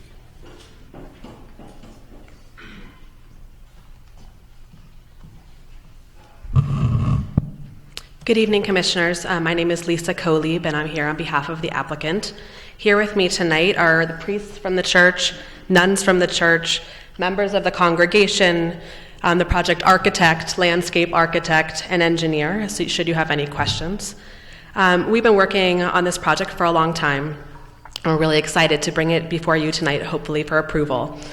The addition of the community service building will be a huge benefit and improvement for the church over its current conditions, where all community service activities, classes, and activities they're currently held in the basement of the church, which, as staff mentioned, has no natural light, no air, and floods whenever it rains. When it was raining hard a couple weeks ago, I was there, and rain is pouring down into the church basement. So having a purpose-built community center for the church to complement the existing building will better serve the community and in turn allow the church to give back to the community. Now, we've met with the community and the neighbors several times regarding the project, and it seems their biggest concerns are traffic and parking within the neighborhood, which we agree has been a problem. As you know, the project is adding 55 additional parking spaces to the project, giving it sufficient parking as required by code, and would be conditioned, as staff mentioned, to provide off-site parking for overflow if needed for special events. And as staff mentioned, we contracted with the school district for every weekend. They contract by the weekend, so we'll have 5 houses away, parking available every week. Also, as staff mentioned, the city studied parking and traffic impacts and determined that there would not be any impacts as conditioned. I know also through conversations with the community, there's been talks about putting red curbs in the area. We had a back and forth communication with the community, and that was something that I know Public Works is looking into. It's obviously not something we have control of, but we're obviously in favor of that. In terms of concerns regarding noise, one of The big benefits of having a community service building is there will be better indoor space for people to spend time in and do activities in. In terms of the basketball hoop, as far as I know, there is a basketball hoop that was previously used that's down right now, but it hasn't been used, or at least as far as I know, it hasn't been used. The project proposes this new community service building, and it's set back, thereby minimizing impacts to the adjacent properties, and will give church members a comfortable space to congregate. When speaking to church members, I just keep on hearing about kind of how horrible that downstairs area is, how uncomfortable, how hard it is for children to learn down there, for people to teach down there. It's a pretty dreary place down there, and these congregants really, they deserve better. One item I also want to clarify that was brought up in 2 of the comment letters is that the project is not proposing a school at the site. The uses within the community service building would be clergy offices, a kitchen, religious education and community rooms, a religious book and gift shop, and a multi-purpose room for church activities and events. These are activities that are all currently housed in the church basement. Finally, I want to emphasize how important it is for the church to be a good member of the community and a good neighbor. We know there has been friction between the church and the community in the years past, and we're really hoping that this can be a new beginning for the church and the community. And we want to make sure that if neighbors are experiencing issues, they reach out to us, they reach out to the church, and let us know if there are issues. In the community meetings we've had, we heard about parking, we heard about traffic. We said to them, this is let's use this as a time to work together and try to make a better situation for everyone. And that's kind of where we got the red curb discussion going on. How can we work better together? And we really want this to be a good relationship between the church and the community. And we really, as I said, hope this is going to be a restart in that, and as staff mentioned, that one of the conditions would be to have a community liaison so people can reach out from the community if there are issues, if there are problems, that they can call and we can address them. There hasn't been great dialogue up until now, and we're really hoping that that will change. So with that, I'm happy to answer any questions. One other thing I will mention is that, just to respond to some of the questions that have come up already in terms of why is there a 30-minute separation between the services. So the congregants actually can't eat before Mass, so if you stagger it later in the day, that's a whole long amount of time that people aren't eating before they get to services. So the 30 minutes is relatively standard, but one of the things that we did to address that issue is that we added another driveway access. So right now there's only one driveway to get in and out, so it's much harder to get out of the parking lot after services, and adding that second driveway should really facilitate and help circulation after services. In terms of the concurrent uses, unlike other congregations or other types of churches and religious organizations, you don't have, when there's services going on, services are going on. There's nothing else going on there's not community events, there's not activities, everyone is in the church. So if there's services, they're having services. If there's community events going on, activities, they're in a different space. So just traditionally the way the church works, there is not simultaneous use. So that shouldn't be an issue, at least in terms of how this church has operated for many, many, many, many, many years. So I think that addressed some of the comments that were asked. I'm happy to respond to any other ones. And as I said, we have people here who can help answer questions as well. Thank you. Cynthia. I had asked city staff about who is living in the properties, the houses right now. Yeah, so some of the nuns from the church are living there right now. One of the caretakers of the building, and then it's been used as kind of housing for people, either church members who are there kind of on their way to get a permanent housing when they first moved to the country or moved to the area. So it's all been used by the church. So now the question, where will the nuns go? I'm sure they have found alternate accommodations for them. That's not going to be a problem. So the facility, the second one that they're building, so while service is going on, the children don't go separate and do any activities? They actually sit, I can't even imagine this. I can't imagine my kids sitting with me during services all the time, but these kids sit in services with their parents. It's amazing. I want to get my kids sitting next to me more often. Any other questions? I Ken? Lynette? You mentioned that you've been working, this has been an ongoing project Mhm. for about a year and a half. Yes. And that you had community meetings with the neighborhood, Mhm. and most of them are traffic and parking. Why are you not already doing something about that now? I don't understand why we have to condition that. If the church is going to be a good neighbor and you're already hearing the complaints, why already have a liaison? Why do you not already have a parking plan? And I know you have an agreement with New Hope School. I'd be interested to know if it is in fact being used every Saturday and Sunday. Because if it is, then you're maximizing the parking at New Hope School, and you still have overflow parking in the neighborhood, then this addition is going to actually create more issues. So what are you doing now that's different in the last year and a half to help the neighborhood? It sounds to me like, oh, we're going to start a new beginning, but it should have been going on all along. And so I kind of, when you said that, a new beginning, I'm thinking, well, if I was in the neighborhood, I would have expected that you would have heard the pleas back when this started and already been doing things all along this year and a half to help. And so can you explain to me Absolutely. why that's not happening? So I would actually say that it has been happening. There are signs that are now posted at the church in terms of do not park in the neighborhood, please park here instead. We actually had started dialogue with the school district before the city conditioned or suggested that condition. So we started that conversation before. Basically, the parking study shows that about 11 cars are parking on Sundays. We don't physically have the space in our parking lot right now, and the dialogue with the school district has happened kind of over this time. From what I understand, and people have driven by, have been there.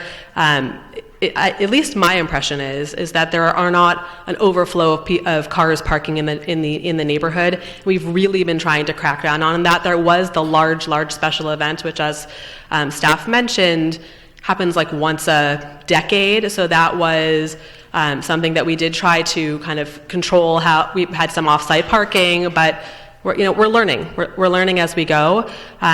We did try to have dialogue with the community, and as I said, we said, do you have any other ideas? How can we, what can we do? How can we help you with this? Which is how we discussed one parking lot and then even a potential second parking lot with shuttling in.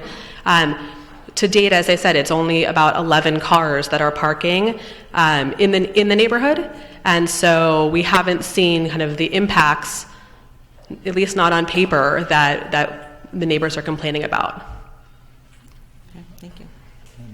Mr. Chairman, I have a question. Go ahead, Ken.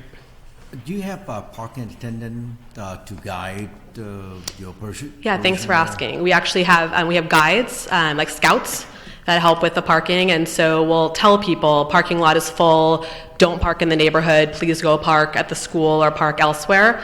So that is something that we have been implementing over the last number of months. Because I can see the parking is a big issue for the Yes. neighborhood. But also, I'm reading the CUP executed between the church and the city in 1995 indicated that no use of basketball hoop or any kind of outdoor sport equipment in the parking lot area. And what our chairman saw that there is the basketball hoop, not even in use, but it is at the church. The church have agreement with the city, no basketball, no sport equipment. It means the church should enforce that. Right. I mean, I think everyone here acknowledges that there have been some issues with the previous conditional use permit, and we're now trying to put together conditions that can be abided by and that will benefit everyone. And so there was a lot of discussion kind of going on back here. It was like, wait, is there basketball? What's happening? And as far as the discussion we had here, there is a basketball hoop because previously it was being used in violation of the CUP. That's not happening now. They also didn't have, council advising them and making sure, they're cracking down on everything in the way that they do now. But it's still there. The basketball hoop? Basketball hoop is still there. So, I mean, If you're trying to comply with the CUP, I would say don't have a basketball hoop. I mean, that's the simplest solution to that situation. Okay. I mean, I'm not trying to say that people shouldn't exercise or do something like that, but that was a condition that was put forth before, and you haven't really complied with that. And the other thing is, I'm just saying, as you're sitting there talking about 11 people, there's a lot of people behind you that are going like that, as if to say, it's not 11 people, it's something different. So, I mean, I think we have to really kind of decide how to look at this parking issue a little bit differently. And one of the things that I was under the impression in the presentation is that right now, today, people have access through the back of the property. If they park their car in the neighborhood, they have access through the back of the property to come through to the church. No, that was changed, I think, back in when the conditions were being updated in 90 something. So there 96? is no access to from the back of the church from the neighbors. I see heads going again like this, you know, like this. There's no access. There's no access in the back. No. Okay. It's a block wall. There's a block wall back there. Well, you're adding a block wall too at this point. No, it'll be a new block wall because it'll be a block wall that goes around the kind of updated property. Okay. The other thing that came up in some of the letters that came to us as a question was the actual tearing down of the existing facilities. Mm-hmm. Is there any significance? I mean, you own the property and you own the facilities. Right. But is there anything significant that needs to be considered at this point in time as far as the demo, historic or anything of that nature? Nothing. Not as far as where you've been. Okay, so it's in your purview to be able to demolish those facilities as, okay, that's fine. Any other questions of the applicant at this time? I disagree with what you said, that there should be really an effort to really assure the community that parking will be respected in the community. Right. Okay. And again, that's something that we've had a lot of discussion over the time that I've been involved in this project, which is, we need to make sure that every weekend there's not people parking, that we're being respectful. I mean, there's a long history of kind of negative interactions between the church and the community, and it's been difficult, and there's been a lot of effort on this on the part of the church, and I think having the addition of 55 parking spaces is going to be a very, very big difference, and the circulation will really change things, as well as the regular ability to use the school district, the school space. So, that's what we spent a lot of time doing, was trying to figure out how are we going to solve this problem, because as you heard, we have enough parking spaces by code, but it's not enough to have a good relationship with our neighbors. And so what can we do? All right, well, let's add additional parking spaces. Let's change the circulation. Let's rent parking spaces from the school district. If we have special events, rent even more and shuttle people over if it's too far. Let's see how things are going. We're having regular check-ins with the city, so if things aren't working, we can tweak things. If we need shuttles every weekend, we'll have to see how it goes. But as conditioned, there's check-ins after 6 months every year to make sure it's going better and to address the concerns. And again, I know that in the meetings that we had with the community, they're like, it's basically a bottleneck, and it's not because of the church that it's hard to get in and out of that neighborhood. It's just that there's not a lot of access into that neighborhood as it's designed. And so when we have more parking available for our community members, hopefully there's not going to be additional impacts, at least coming from the church, into the neighborhood. Okay. Go ahead.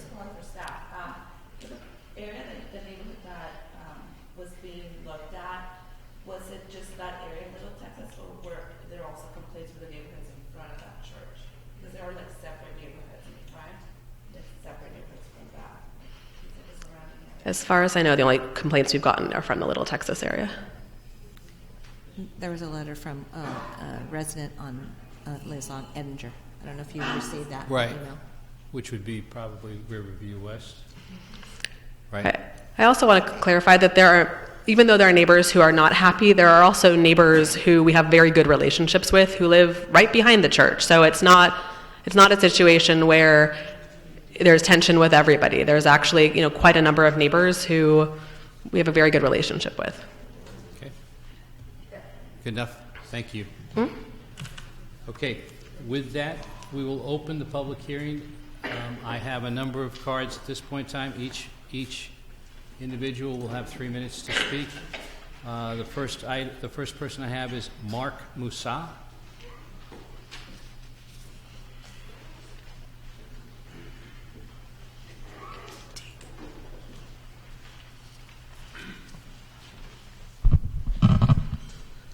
Chairman McLaughlin, Commissioners, I am Dr. Mark Moussa. I'm a parishioner of Archangel Michael Coptic Orthodox Church. I wish to offer a few remarks on the significance of this church here in Santa Ana. Inasmuch as the physical presence of this community can be traced to some 38 years ago, the roots of the church's parishioners are in a much earlier time. In fact, Egyptian Orthodox Christians, Copts, as we are called, trace their origins to Mark the Apostle and Evangelist, the writer of one of the 4 Gospels, who visited the ancient city of Alexandria in the middle of the 1st century. In the intervening centuries, an important Christian presence remained in the Middle East, such that Copts in Egypt today outnumber all other Christians in the region combined, likely well above 10 million people presently. After the passing of the Immigration and Naturalization Act in 1965, Copts sought to make a better life for themselves and their families here in the United States. Academics, scientists, entrepreneurs, and students began to land on American soil not long after.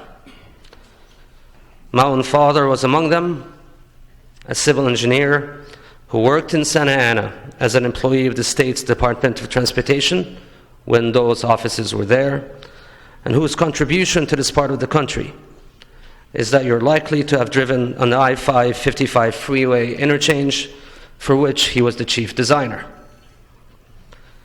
This early community of responsible and hardworking immigrants needed sustenance in the form of a church. The first parish to provide such support for Copts in Orange County was, in fact, Archangel Michael in this city. This parish remains a focal point of service for Copts. Archangel Michael's community service facilities, held in the basement of the existing church building, cannot adequately address the needs of future generations or the surrounding community. We need updated facilities for Sunday school rooms, Bible studies, ministry for youth and seniors, tutoring, liturgical music classes, and workshops.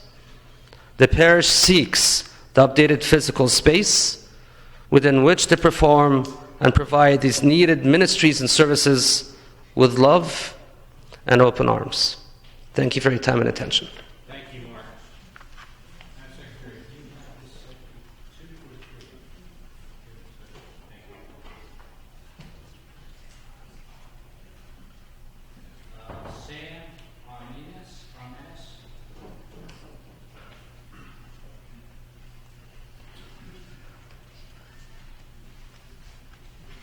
Good evening. My name is Sam Armonius, and I live about 2 blocks west of the church, where I actually used to live there. I moved in November 2018. I actually attend this church since 2001, all the way till now. I attend service regularly on Saturdays and Bible studies on Wednesdays. I introduced my wife to the church. She actually fell in love with the church, and she got baptized in the church, and we almost get married in the church, but some other plans are done in Hawaii. But I usually, almost every week, I attend the church on Saturday, and the reason why I would love to attend the Sunday service, but due to the parking problems, I tend to go to Saturday because there's a lot quieter and less people and easier to find parking. And on Sunday, I actually drive another 6-7 miles extra to attend a different church due to facility, easier in parking and so on. So I would love the expansion of the church because that's going to give, again, the ability of having easier parking. I don't have to worry about parking. I don't have to worry about having to get there so early to be able to get parking in the church itself. Secondary, after the Bible study on Wednesday, sometimes you do gathering, there's some events, and the gather typically done in the basement, which is, as I mentioned earlier, it's not a very good environment for having get-together. Again, no good air circulations, lightnings, and the space is not as big for good gathering. So again, I really love to have the facility building to be added, and that's going to facilitate or add more space for what different activities that we can have. So, thanks. Thank you, Sam. Thanks. John,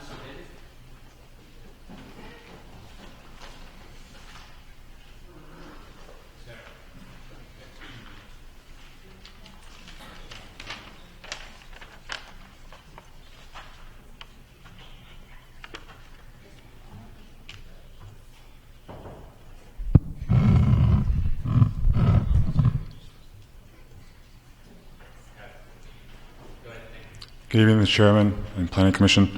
My name is Dr. John Sadek. I'm a chiropractor in private practice. I'm also working as the Los Angeles Chargers' team chiropractor and have been a member of Archangel Michael since 1985. Both my parents served in the church since 1985 as servants to helping out, which with their long service, in 1995, my father was also ordained an Orthodox priest, of which he is now serving in Northern California. Both my brother and I grew up in the church. My wife's parents were married by the head priest, Father Philemon, Mikhail, the Hagelman. My brother-in-law was baptized in the church. My sister-in-law and brother-in-law were both married in the church. My wife and I, who met through the church, were also married in the church. Both my children, who are 6 and 9, were also baptized in the church. I grew up in the church, not just as a church, but also as a home for me and my family, of which it provided as a community for friends and long-lasting relationships we've had even until now. This has been a church where I've been fortunate enough to be served as a youth and as an adult, and a graduate in college came into service with coaching the college's basketball team, at which I'm also now serving as a youth minister for both high school and for college, of which we had numerous service and community service activities, from feeding the homeless here out in Santa Ana and providing food and bags, to having an actual in-and-out truck many years ago to provide service for the community, the surrounding community, to go out to food banks, and this new facility will allow us to expand on that. And this growth as well, it will allow for my children to be able to have a facility to grow and to be served, of which I grew up in the church in the basement. And having them have a better facility with better lighting, better air, better environment for them to grow and flourish in that. So I ask your permission to please approve for this planning order to go through. Thank you so much. Thank you, John. Sarah Sellings.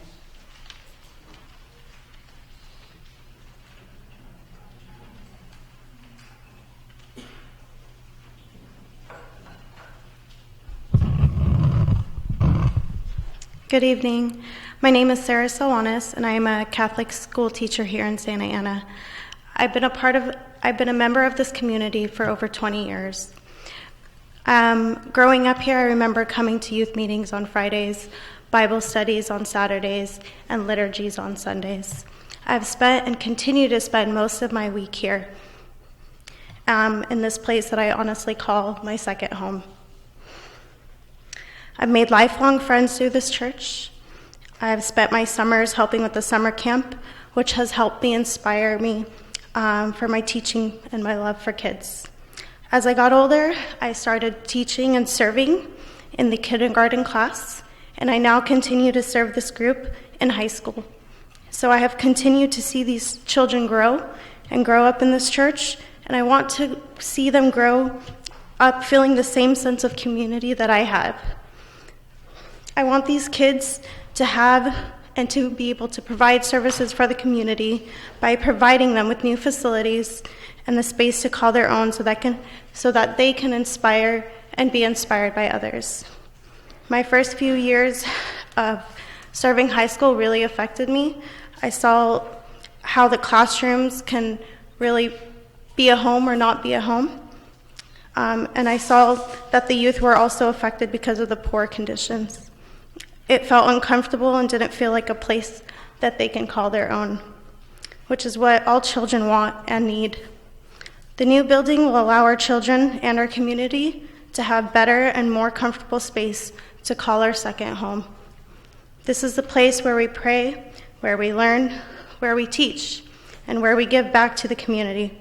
Unfortunately, the current building and the facility really limits our ability to do so at the best we can. I hope that you will support the church and approve our new community service building. Thank you. Thank you, Sarah. Daniel, Hanna?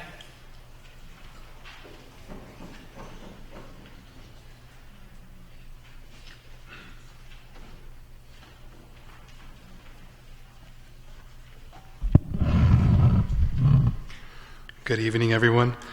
My name is Daniel Hanna, and I'm 20 years old, and I've been going to Archangel Michael since I was 7. I grew up attending church Friday, Saturday, and Sunday, and it gave me a sense of a home away from home, and I had my fair share of Sunday school lessons there, and now I'm finally starting to give back as a teacher myself. I recently just started this year, and seeing the conditions in the classroom, it can make the learning environment hard. So I really believe that the new building would help out, and it would also help us out when providing, giving back to the community. We always have like care packages that we do in the basement, and we come pass it out in the Civic Center here in Santa Ana. We really hope that you vote to approve our new building. Thank you very much. Thank you, Daniel. Debbie, Jaron, Sid?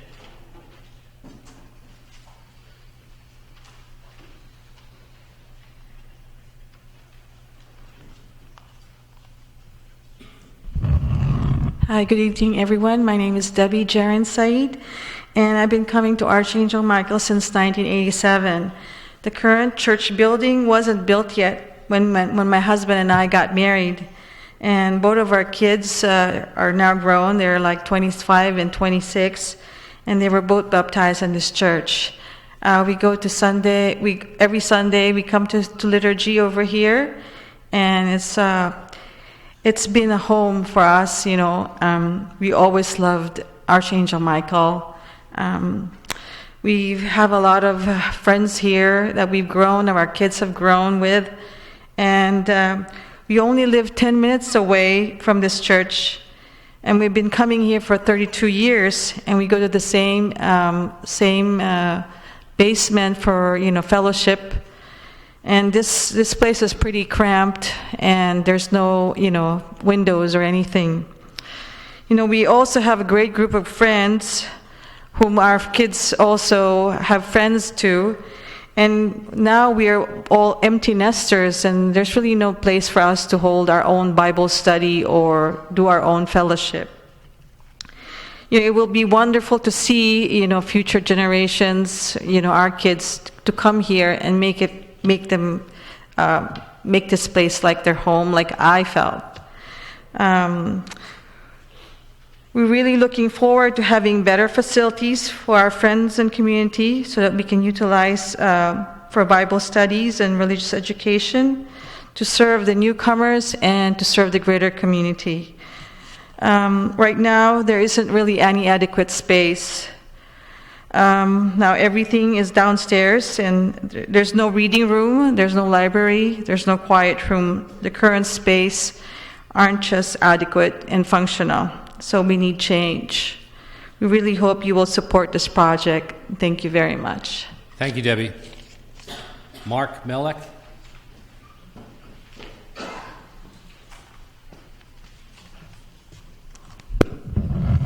Good evening, everyone. My name is Mark Malik. I'm a physician. I've worked in public health for many years, federal government. I was a lieutenant commander in the United States Public Health Service in Atlanta, Georgia. Came back home 2006. And I started attending Archangel Michael when I was in junior high. We had a trip, an international trip, and that's when I really became, I would say, bonded to the church and to the group. I served in the high school and the college Sunday school since that time. I was also the high school boys basketball coach for many years. When I moved around the country, my friends from Archangel Michael were a support network for me. Northern California, Washington, D.C., Atlanta, Georgia. It really was a family to me in different places that I've lived. I remember when I was a high school kid and I look back and people ask if I had peer pressure, and growing up in some difficult times in Southern California, I didn't realize it at the time, but looking back, I had a positive peer pressure from my group at church. And that's why I didn't do some of the things that I've seen other people get in trouble doing over the years. My wife and I baptized our girls at the church. My sister was married at the church. Their kids were baptized there. My brother-in-law's surgery center is named Archangel Michael after the church.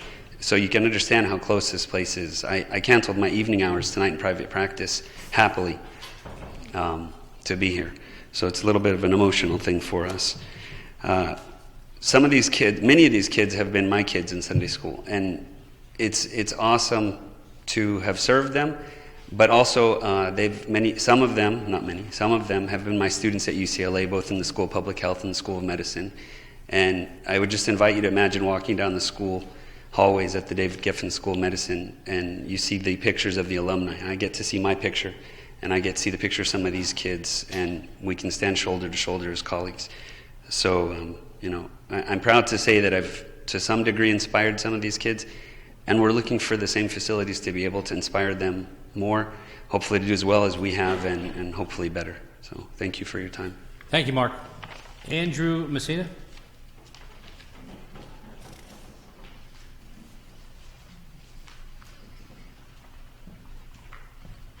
Good evening, everyone. Like Mark, I'm a physician. I work locally in the area, actually here in Fountain Valley. My wife and my family, we live here locally. I've been a member of this church for quite some time. My wife and I got married here back in 2011. We both met through one of the Bible studies led by one of the priests here back in 2009. Mark Malik, who you just met, I happened to be one of the students who he was talking about. I first met and came through one of the church activities back in 1994 and 1995, where it was like a boys' junior high kind of trip and service trip and things like that. So I have a little bit of a history back from that time. And right now, living locally, I enjoy coming to this trip. But similar to one of the members who spoke up here earlier, Sam Armanios, living locally, but unfortunately due to the lack of the facility accommodations, my wife and I do resort to going to one of our other sister churches 35 minutes away because it's difficult to accommodate and provide all the services as needed because of the lack of the accommodations as it stands right now. And as you heard, even last week, and among other times during other storms, when you see the flooding going on among the children's Sunday school rooms and these facilities having to be closed off for extensive periods for cleanup and mitigation, my wife being an industrial hygienist and environmental health and safety freaks out about all this kind of thing. There's a lot of concern about the current accommodations as they stand and what they could be. As Mark and others have mentioned, this place, the theme behind all this isn't so much that this is a place to go on Sunday, take communion, leave. It really is a community ground for our community, but this is also where we learn to serve the community. And as it keeps being reiterated, the hope is to be able to carry on the mission and to grow in a positive way. And that's what we're hoping to convey today. Thanks again for your time. And it's exciting that during the last couple of years with the hurdles that have been experienced, it's nice to see that we've reached this point and hopefully get to carry forward to see further progress. Thanks again. Thank you, Andrew. Patrick Gobry.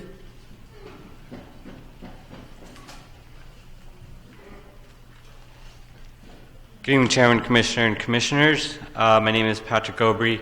I am a first-generation Egyptian American. My parents lawfully immigrated to the U.S. in the 70s to Chicago, and word over, Father Philemon was the priest who, one of the reasons why they came to California, and we never left. So after marrying the family, they moved here, like I said. A staple in my childhood has been Archangel Michael Church. The joy that it's brought to us, our family, our church, and our diocese was one of the reasons, actually the only reasons why I never left. Now at 32, I've been a regular commune at Archangel Michael, and for over 30 years, I credit my faith to Christ and the programs that the church has offered me, which is why I am a successful being today. I can honestly say I've never battled any addiction to any drugs or alcohol. I've never committed any crimes besides the traffic, violations we all do, and have given back to the community whenever I can 10 times over. The church from my childhood has grown itself every 5 and 10 years and has expanded or branched out to other remote locations within Orange County, about 5 of them, and many priests to serve those other locations also. Any type of upgrades is actually well overdue. While I cannot say the most picture-perfect background, I do, however, know that every time that I needed the church, the doors were open for me. And it's actually one of the things that we want to continue giving to the generations after. Now, some of the things that I heard was noise complaints, and these are, children, in the parking lot running around, because nobody wants to be in a basement with brick walls. I know we keep saying the basement, but, if we put them in an area where we substantially could reduce the noise, just like the service center that we were mentioning and what we're here for, there will be essentially no noise in the parking lot because we have an area to accommodate for them. I've literally I am one of the grassroots, probably one of the first 10 families in the church, and we used to rent a classroom right up the street at Mater Dei, and the walls were blue tarped just so we have no distraction, we could focus on Christ. They used to put blue tarp across the walls and just a picture of Jesus. And then now, this was in the early 90s, and now our kids, they're, it's just white walls all around with no windows. So, it's going to benefit to the service, benefit to the community, and give a better upbringing to the future generations. Thank you all so much. Thank you, Patrick. Joseph Gargas.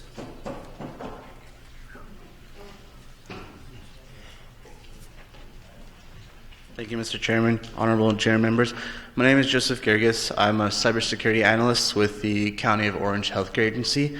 Work right across the street from the historic old courthouse. I just walked down here. Between church and work, I could honestly call Santa Ana my home because I spend most of my week in the city. My parents, just like many others, immigrated to Egypt in the 90s and actually met each other and married here. And I was baptized at the church when it was just a house by the senior priest, Father Philemon. The church is really my second home. I've grown up there. I serve as a deacon. I serve as a Sunday school teacher and as a youth leader. Because the church is the closest to work, sometimes myself and other Coptic co-workers will also go to the church during break time or lunchtime if there are available services, or in the early mornings I'll try to catch a liturgy before I go to church. I'll try to go to church before work. All my best friends are from the church, and we're still close, lifelong friends. And in the same way that the church gave back to us, we try to give back to the church now that we're serving the children. And growing up in the church and being taught in Sunday school and now teaching, I can confidently say that the facilities are not adequate for the children. Serving, summer camp, there's no place for the kids to see sunlight, to experience fresh air, and that's what the new community center is supposed to be about. It's about giving our children, room to grow, room to be kids. And also, we serve the community. We create care packages for the homeless, and many times I will take those care packages and walking down the street around the historic courthouse, that there's a lot of homeless, and hand out some of those care packages to the homeless that are in the area. We have to struggle to find space for the kids because, again, talking about the basement, it is cramped, and a lot of times there are safety concerns, especially when there's leaking, and we hope that the new community center will address that. My sister got married at the church. I hope to one day get married in the church, to raise kids in the church, to have them baptized. And I hope that they will have a better upbringing than I did, and they'll have a better facility than I did. Thank you so much for your consideration. Thank you, Joseph. Amy De La Fuente? Come on up. Sorry, I have a lot of notes. Hi, my name is Amy De La Fuente. First of all, thank you so much, guys. Really appreciate it. I'm just going to get straight to the point. I have a background, double bachelor's and a master's degree in social behavior. I represent and have worked for several NGOs, including the American Red Cross and Peace Corps. Most recently, I was deployed up to Paradise. And in Paradise, I found out that the difference between a home and a house is quite extraordinarily different. A house can be rebuilt and can be destroyed, but a home represents not just the house that you're in, but also the neighborhood. What the point being here is that my neighborhood is trying to be destroyed. I've been in this neighborhood for 22 years. Most of my neighbors here have been there for far longer. My neighbors know me by name. I can walk my nephew, who's 3 years old, without fear of being run over. We can walk the ponies down the street. We're free. We don't have to live in fear. But then, there's a four-way street, if you guys are not familiar with my neighborhood, from the church onto my neighborhood. There's a stop sign, and there's one that doesn't have a stop sign. A lot of people race through the one that doesn't have a stop sign. So me and my little nephew know not to walk towards the church because there's a lot of rough drivers there. A lot of people have said there's issues with violations of driving, parking, safety. That is very, very true. If you're walking trying to exit the street, which is onto Lilac, driving up there, both sides of the road are blocked because of parking, so you have a one-way. And then if you have someone double parked or someone trying to pick up people from the church or dropping off people to the church, you can't exit. So on one occasion, I honked and I said, "Excuse me, I got it passed, I gotta go to work." Someone just waved their hand, they're like, "Oh, just wait, your turn." And that frustrates me because this is my neighborhood, I'm just trying to exit. I'm trying to go to work, and it makes no sense to be blocked in. Another point I have is that the church has promised a lot of things. We're going to fix the parking, and we're going to fix the traffic, we're going to be nicer, we're going to do this and that. And they haven't addressed it. This has been years. This church was built when I was born, 1992, 27 years ago. And we have always had an issue. And now they're trying to expand. Now they're trying to get more parking spots, more people in. The issues haven't been addressed. And if anything, they have been ignored. We've talked to them, constant dialogues. We've been told they own the houses, they can build whatever they want. Well, that makes no sense to me. This is a neighborhood, residential territory. You can't just buy something and build whatever you want on it, at least in my opinion. Now, in reference to, let's see what was said. I understand that they have issues in the basement. Wonderful, rebuild what they have. I'm for that. Just don't expand, bring more people in, more capacity. They haven't addressed those issues now. What makes sense that they're going to address it in the future? Thank you for your time. Thank you, Amy. Linda Becerra.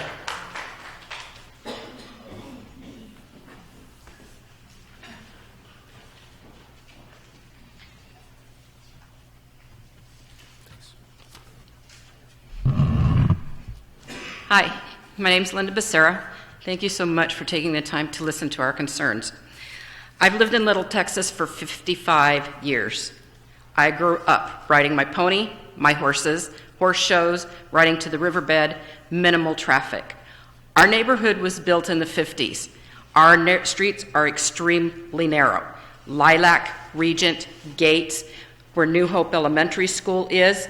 If somebody parks, we have no sidewalks, we have rounded curbs. If somebody parks on these curbs next to the houses, it limits the amount of space that we have to go through these streets. Now, when the church parks on Lilac and goes all the way down to where there is a little strip mall that has a vegan restaurant, it has a liquor store, which they failed to mention that they also park in the liquor store parking lot. When we come into our neighborhood from Edinger and make a right on Richards, I believe it is, or Richardson, and the liquor store's right here, they will walk right in front of us without bothering to make sure that there's no traffic oncoming or anything. They just expect us to stop. They make U-turns when there is double parking already and they cannot find where to go. They will make U-turns right in the middle of all this compacted area, which it holds us up. I can come home from an event, say 10 o'clock at night, and Lilac is double parked with their cars, all the way coming around into Gates, heading down onto Elliott, both directions. Now, they failed to mention that they come around, they block the fire hydrants, they park right in front of them. They come around, they block the stop signs. Now, that is a two-way stop sign in there, so she was right about them bolting through and just racing through the parking area, or the stop sign street. They have thrown trash onto people's yards. I've seen them do it, which I don't understand. They say that they're going to, take care of our community and make it better. Well, it's all one-sided here, and it has been since the day this church was put in. They have made numerous promises to us. Each one has been broken. There has been no communication. I have been on the back end of all this, or the forefront, however you want to look at it, and every time they want to build, they're taking away from what we have. Our zoning is for horses, livestock. They're taking that away. We are on anywhere from 1/4 of an acre to 3/4 of an acre of land. So when they say, thank you, does Linda. that mean I have to stop? Time's up. Oh, okay. Well, thank you. Thank you, Linda. Joan Tedisco.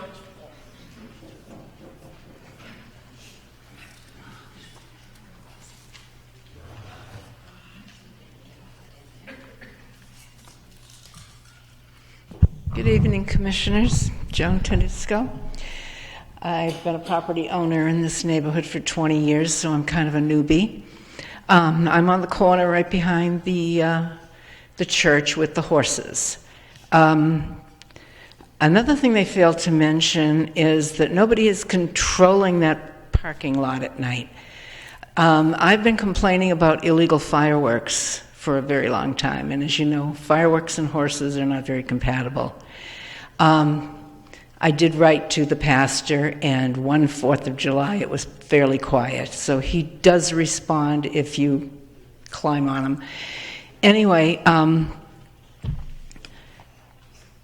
this church has outgrown its site. I have been coming to these meetings for years, and the city has admitted and acknowledged that giving them their initial permit was a mistake.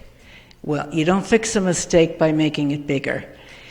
If they're allowed to expand by putting in this social hall, it is going to create a major problem because it's going to create more traffic. There'll be more people. That parking lot is out of control now, and it's only going to get worse. The city has gone so far as to call it a nuisance.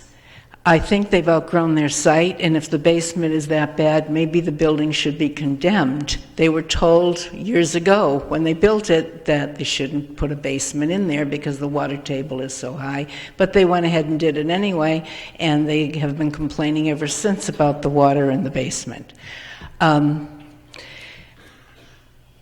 I only ask that you consider all of the past denials, complaints that we have made about this church and its expansion, and if it's allowed to grow, they are going to completely intrude upon our neighborhood. And it's a very nice residential neighborhood. I have a granddaughter who lives in there who has 2 children. I'd like to leave my house to her someday. I know many of my neighbors have their children and their grandchildren looking forward to taking over their properties. It would be nice to give them a residential area that they can have their horses and their livestock and their poultry and whatever else they want. And they don't have to look at lighted arches all night long. Thank you for your time. I really appreciate it. Thank you, Joan. Rolf Vetter.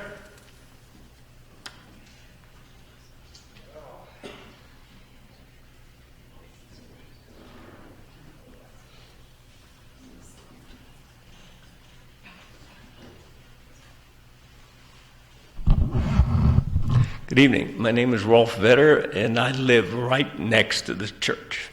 My bedroom is 20 feet away from their parking lot.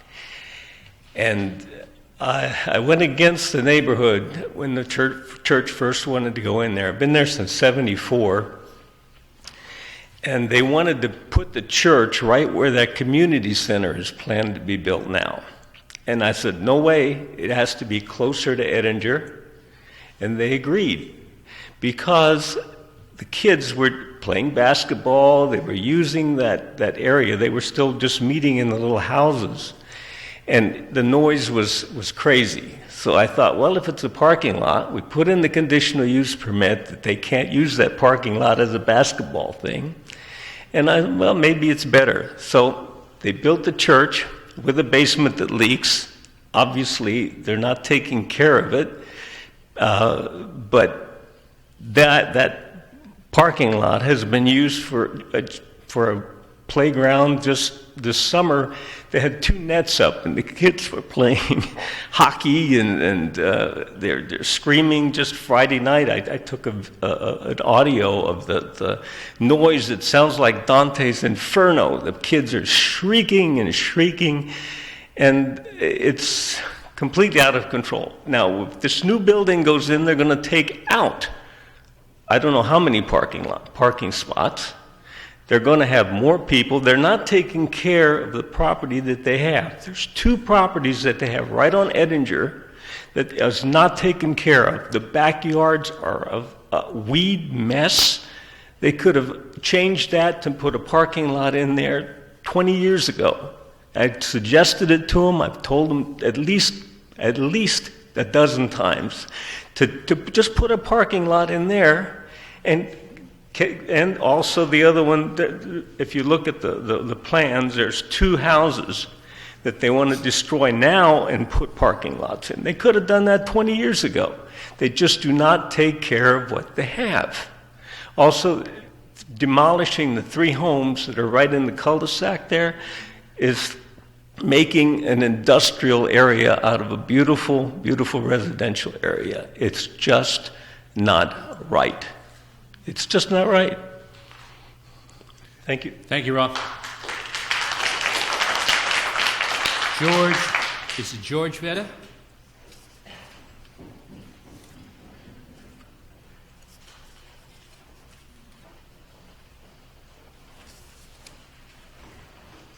Good evening.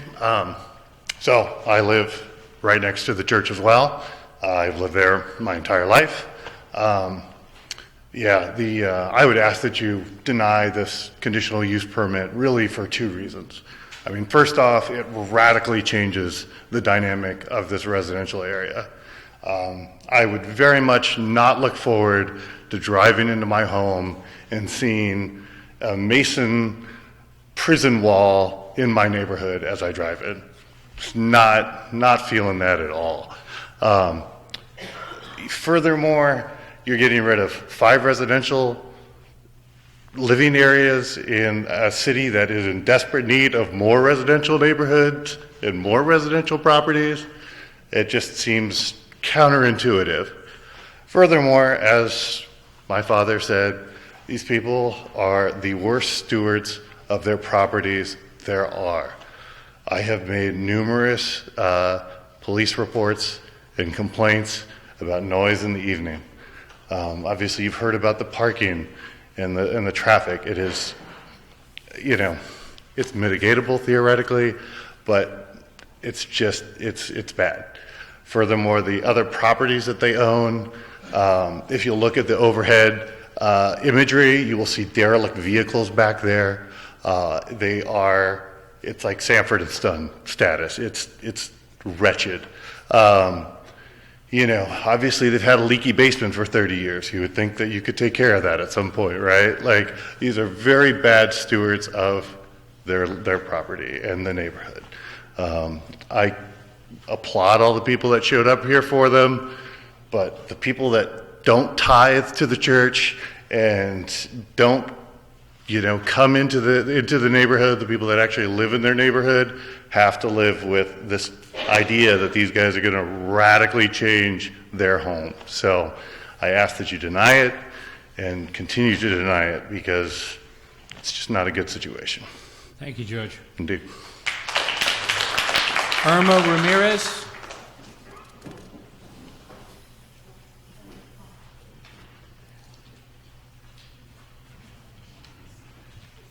Good evening, everybody. My name's Irma Ramirez, and my husband and I got married about 25 years ago. It's going to be our 25th anniversary in March. Lived at home for about 9 months, until we found this beautiful home that we live in, house at the time, now home. So obviously I outgrew my family's home, got married. I had to move out of that home and start my life somewhere else. Well, I think the church has outgrown and should look for a different location, just like I did after I got married. I've lived at this house for 24 years already. I love it, but there is a little problem. I get traffic at 7:30, 8 o'clock. That's the schools. After that, I get traffic, and it's okay. I've learned to live with it. I've lived there 24 years. After that, I get traffic for 12 o'clock traffic. After that, it's the 2 o'clock traffic. After that, it dies down a little, and that's Monday through Friday. Then we get the regular traffic from Edinger that cuts in to, from New Hope to Edinger, cuts in to cut the corners. So it's like a freeway there. Sometimes, literally, I have to choose which side of the block I need to park, on my side of the house or the other side. But I really have to watch it because the cars just zoom through there. I'm not saying that's the church's fault, because it's literally not. Okay, so that's Monday through Friday. On Saturday and Sunday, different story. I have to deal with the other traffic, the New Hope traffic, because of the additional parking on one side and the additional parking on Lilac Street through Edinger. So basically, I'm kind of stuck. Constant traffic, Monday through Friday, then to top it off on my weekends, Saturday through Sunday. That's my life. Bonner. Thank you. Thank you, sir. Judy Stevenson.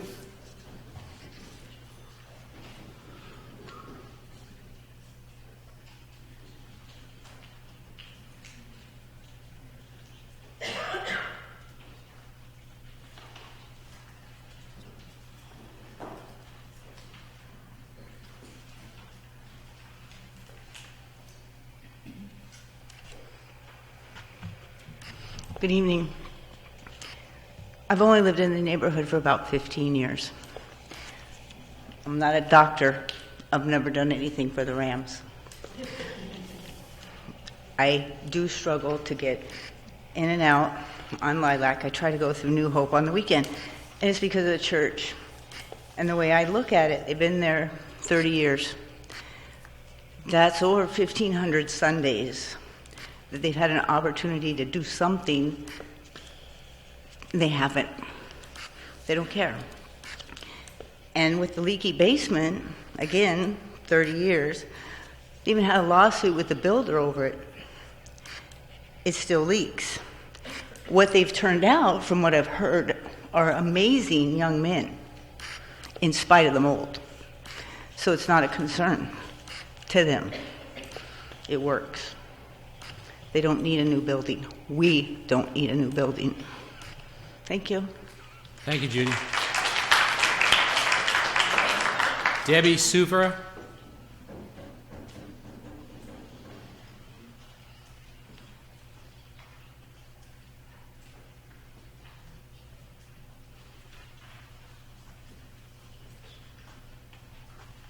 First off, Commissioners, thank you for hearing us tonight. I'm a 38-year resident of this gem. I don't know if you guys have been out there, but it's heaven in Santa Ana. There's big trees, there's kids, there's people that come and walk in the neighborhood because it's gorgeous. It's a gem that deserves to be preserved. In October of 1988, I stood before you, council member then, arguing that this was our home. And as amazing as this church congregation is, they have not been a good neighbor. We beg them to be a good neighbor. They've promised they're going to be a good neighbor, but they don't comply. They're operating under a conditional use permit that they don't honor. They talk about this amazing projects they're going to do in this expansion. They invade our neighborhoods with their car. If you confront them or ask them to move, they get hostile. They routinely block our fire hydrants. This is routine. There's a parking study that came up that there was 11 sites. I had to just contain myself because I'm thinking 11 cars? I could live with 11 cars. This is an invasion. And again, I can't, this church is doing amazing things with these young men and these families are growing, but they've touched on it. They've outgrown their home. It's time for them to move on. What strikes me is that in 2003, there was parking available to them at the school. And their own church elders stood here and said, you know what? I know that this parking's available to my congregation, but the reality is they like just to pull up along the curb because it's easy. They can get out of their car and they can walk to their church. They don't have to walk through our neighborhood. And he said, you know what, we've encouraged them to carpool, but my congregants they don't want to carpool. We've encouraged them to use off-site and be bussed in. That wasn't attractive to them. So we've offered up all these suggestions and solutions for them. And by the Father's own words, he says, my congregation won't comply with that.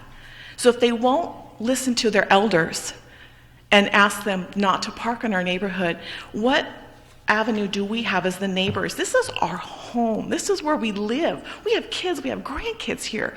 And these residents here, I'm going to leave my home to my family because it's not a neighborhood that you don't want to leave it.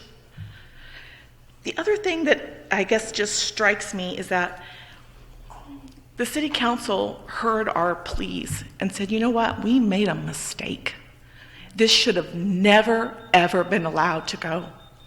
Thank you, Debbie. And I just beg you to consider the history. Thank you. Thank you. Thank you. Okay, at this time, does anybody else have anything to say? If so, please come forward. If not, the public hearing, are you coming forward? Okay, come on up.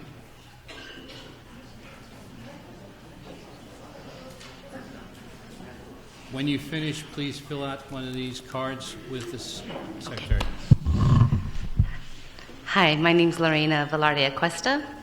I have lived in this neighborhood since 1966 with my parents. And they talked about New Hope School and the parking lot area and being able to have access to the school. But what they neglected to tell you is the front of the school is in the residential side. So my parents' home faces this school. The school is literally from here to there. From my parents' house, the school's right there. The entrance to the parking lot is right by my parents' house. It's not on New Hope, where the busier street is. It's right in front of the residential. So we have had people come in and park there. But when that gets full, then they park in front of my parents' home, the neighbors to the right, or to the left and to the right. They've left trash. They've been rude to my parents. I've got a 91-year-old father who goes out there and gets frustrated because they've even parked in his driveway, and he's asked them to move, and they get, like I said, very hostile with him. He doesn't know what to do. We've also had, my father gardens, so he has avocado trees, lemon trees, guava trees. As we talked about, the yards are huge, and he has a bunch of trees. My dad has come home and found people in his yard picking his fruit. Literally picking his fruit. He doesn't know what to do. Like I said, he's 91 years old. How is he supposed to confront these people? And he's come out and told them to pick up their trash.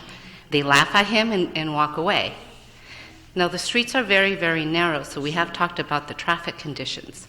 When my dad tries to come out of his yard, or out of his driveway to try to get out, he finds it very hard because it is very small. It's only a 2-lane little street. So when they're parked along both sides, and sometimes they double park, and sometimes he can't get out of the driveway.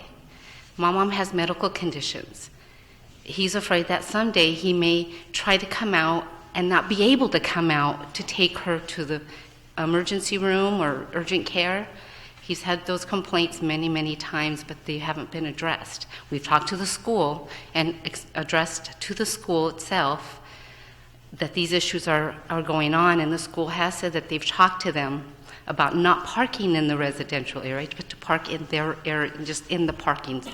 But the parking is very small. It fits maybe 50 cars. So that's why once that gets full, they start parking in the residential area, and then they zoom by. The way they go by in that area is very, very fast and not very good for my parents if they're trying to get out of their area. So please consider this. Thank you.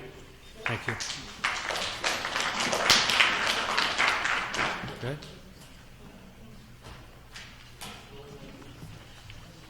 Yeah. Thank you. I just wanted to address some of the comments that had been made. Okay, wait, excuse me. Oh. If you're coming to address the comments, I think at this point in time we have to close the public That's hearing. what I was asking. Okay. Right? Close the public hearing and then come back and address it. Okay, so, yes, sir. Can I go up with one comment? You can come up and make a comment and fill out a card. Does anybody else want to come up and talk at this point in time? Because, okay, that's it, though. After this, we're going to take 2 comments, and that's it. Okay? All right. Hello, Councilman. My name is Mark Panus. I've been a part of this church for 20-plus years. I have a background in Bachelor's in Mechanical Engineering, actively pursuing a Master's in Mechanical Engineering. I currently work for the Department of Defense, supporting the Navy out in the base in Navy base in Corona. This church, a lot of people have said, been their second home. For me, it's been a primary home. I can remember countless hours in this church spent on weekends, weekdays.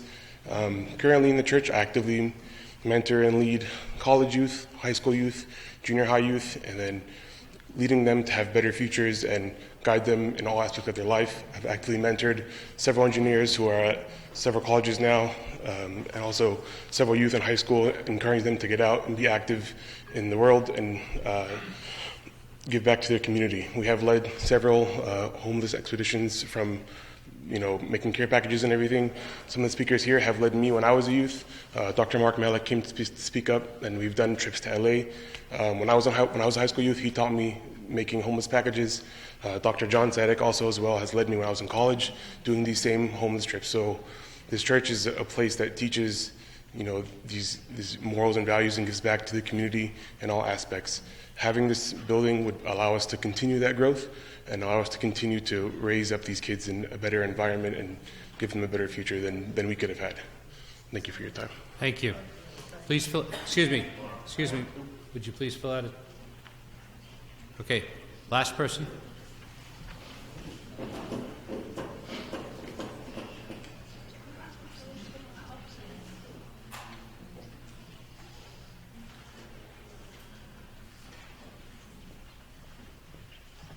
Hi, my name's Rosie Velarde, and my parents, I grew up with on Regent Drive, right across from New Hope with my sister. And my thing is that I work for an electrical distributor. We do lighting and all that stuff. The size of the buildings that they want to put in there too, would you think of your homes? And would you like the size of the buildings that they want to put in the back of your homes with the lights and with all the busyness of it? If, would they want those buildings behind their homes? They're not coming up with even a small community center. They want a large community center. And like I said, my parents, they're old, and it's hard to get, even if an ambulance needs to come in. My mom was really sick. She didn't call 911 because she was like, well, no, are they going to get here? So she called me, and I had to go take her to the emergency room. But I'd just like you to consider that in your home, would you want a large structure like that with big lights and a huge, brick wall behind your homes? Especially because, like we said, we all know each other. We all grew up with these people. And it's just ruining the neighborhood that we live in, and that's all I'm asking you to consider. Think of your home, and if you would like that behind your home. Thank you. Thank you. With that, the public hearing is now closed. We'll bring it back to the council, or to the commission. Does anybody have any? Was the applicant going to? Yeah, okay.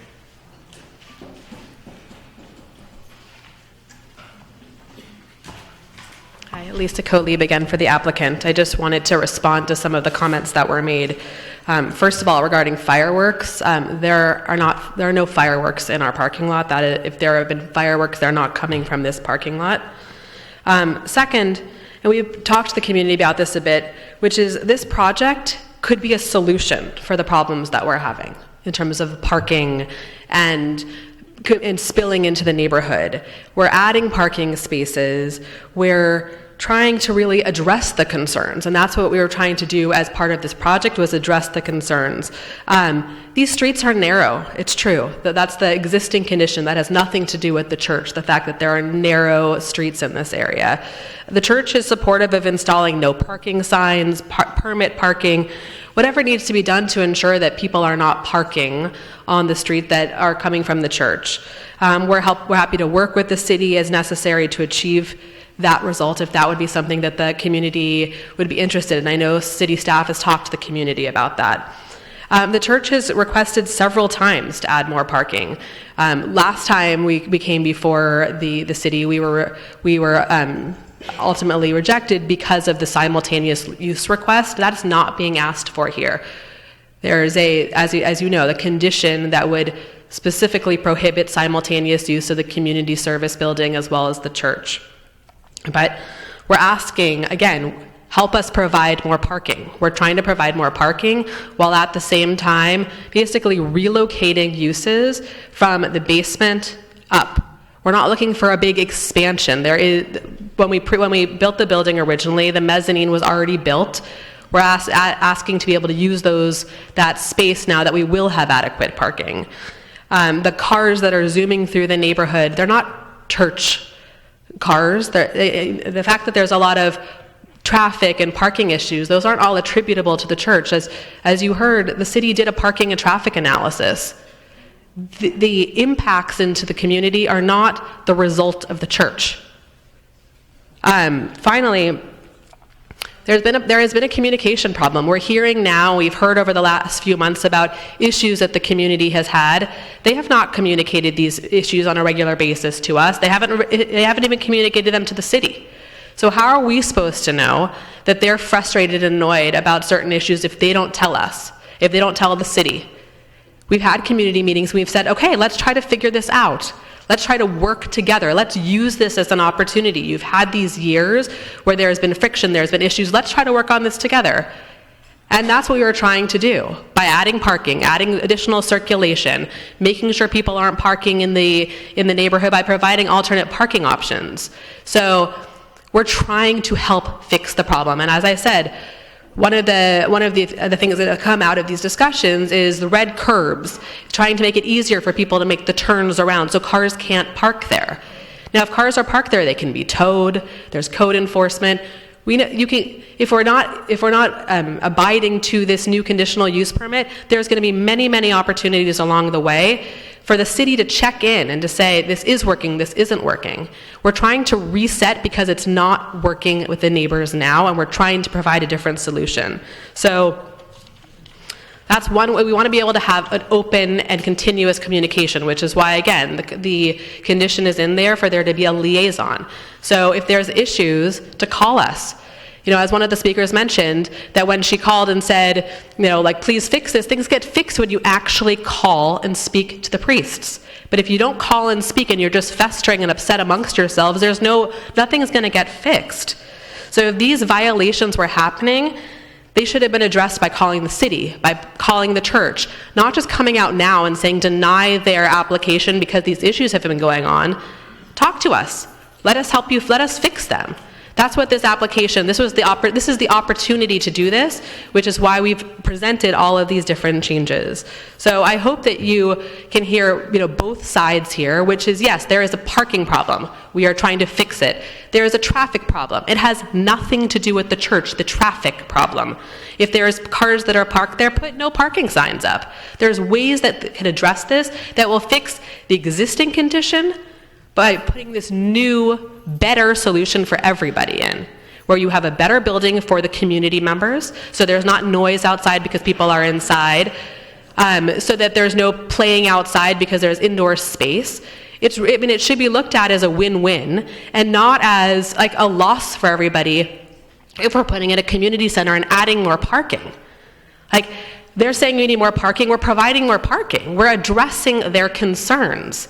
And I get it, it has been a negative experience. We've had some positive meetings, we've had some negative meetings, but the last meeting we had with some of these community members was actually a much more positive one, where we talked about the curbs, where we talked about figuring out ways to minimize parking. We talked about the parking restrictions.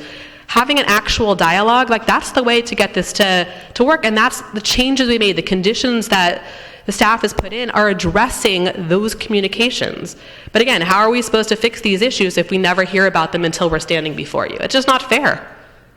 This is a community that deserves more. This is a community that deserves more. We're trying to come together and do that by fixing a problem. And I really hope that you see it as that.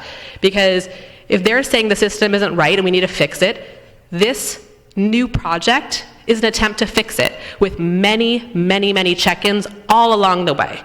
And now that we're hearing how frustrated this community is, and you see these people here who said, call me, let's fix it. Have ongoing dialogues. We want to be good neighbors, but it's really hard to be a good neighbor when you have a neighbor who stands up on his over his fence and holds a shotgun over onto you. Like, there's so many terrible things that have happened to these congregants over the years. Let's start again with real communication and fixing the problem. This is the way to do it. This is the best way to do it, and I really hope that you see that. Thank you.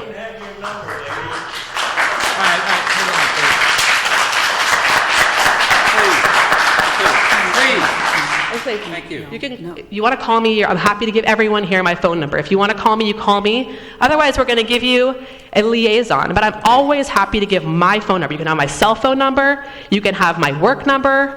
Whatever you want, I'm happy to help. Call me. You're addressing the commission, not the audience. Please address it. Okay. Well, as I said, I'm happy to add my phone number to whatever you put in, whatever conditions. If you have a liaison at the church, I'm happy to add mine on there. Okay. Are there any questions of the applicant? Okay. No. Lynette? Are we? Go ahead, Cynthia. So, First of all, I just want to say to the congregation, it sounds like you do wonderful work in the community, and you want to continue to do that. But like a project that we had come forward in front of the commission here, I don't know, maybe a year ago, it was a restaurant in the community, and the neighbors were here just like tonight, talking about how they weren't good neighbors. But all of a sudden they were here asking for certain things that they wanted for their restaurant. As commissioners and residents of this city, we really need to take into consideration both sides. It's very difficult to understand that over 30 years and denials to your project, that these are fresh and new complaints that have never been heard. If perhaps those concerns had been addressed tonight, you would have support. So it's difficult for me to support something that I don't see a genuine effort to address certain issues that are still lingering. Of course, people want to protect and preserve their communities because they are unique throughout the city, not just this one. But real solutions happen when people sit down, and it's hard to believe that it just happened for the first time after 30 years. So that's where I have an issue, and I'd like to hear what the other commissioners think as well. A couple of months ago, I got an opportunity to visit some Eastern Europe countries, and I seen churches every corner throughout those countries. Church expansion is important for the faith community, but the law is the law. I love fishing. I go out fishing, but again, the law is why you should not catch those protected species. I buy it. I would not do it. Agreement was made between the city and the church, and the conditional use permit, and been ignored. Should be abide, and the agreement should be kept. I agree the church need additional space for its parishioner, but again, the clear problem here, where I can see here, is a parking issue. I cannot see, as the devout Catholic myself, I'm always believe in God, I believe in faith. But again, if regardless which religion you are, you should able to not just follow the Bible, but also follow the law of the land. Myself, I cannot support this CUP. Well, I just want to say that I agree with what Cynthia said. We can't just ignore a whole community that comes here. They have genuine concerns that should be addressed before accepting any of this. So I'm looking forward to seeing these concerns being addressed before voting to support this project. May I add one more thing? Sure, I suggested as the condition right now for this CUP, I suggest the church should have a clear and strong parking enforcement within the church, and with the parking control to direct parishioner, prevent your parishioner to parking local resident, and the church should have an open dialogue with resident. Normally any expansionary project should have like a sunshine ordinance. I'm sure able to bring both sides together, the church and resident together, and let's have a discussion. And that if the church can able to have a strong parking enforcement and prevention your parishioner to park on local resident, I think you should. You'll be okay. Lynette?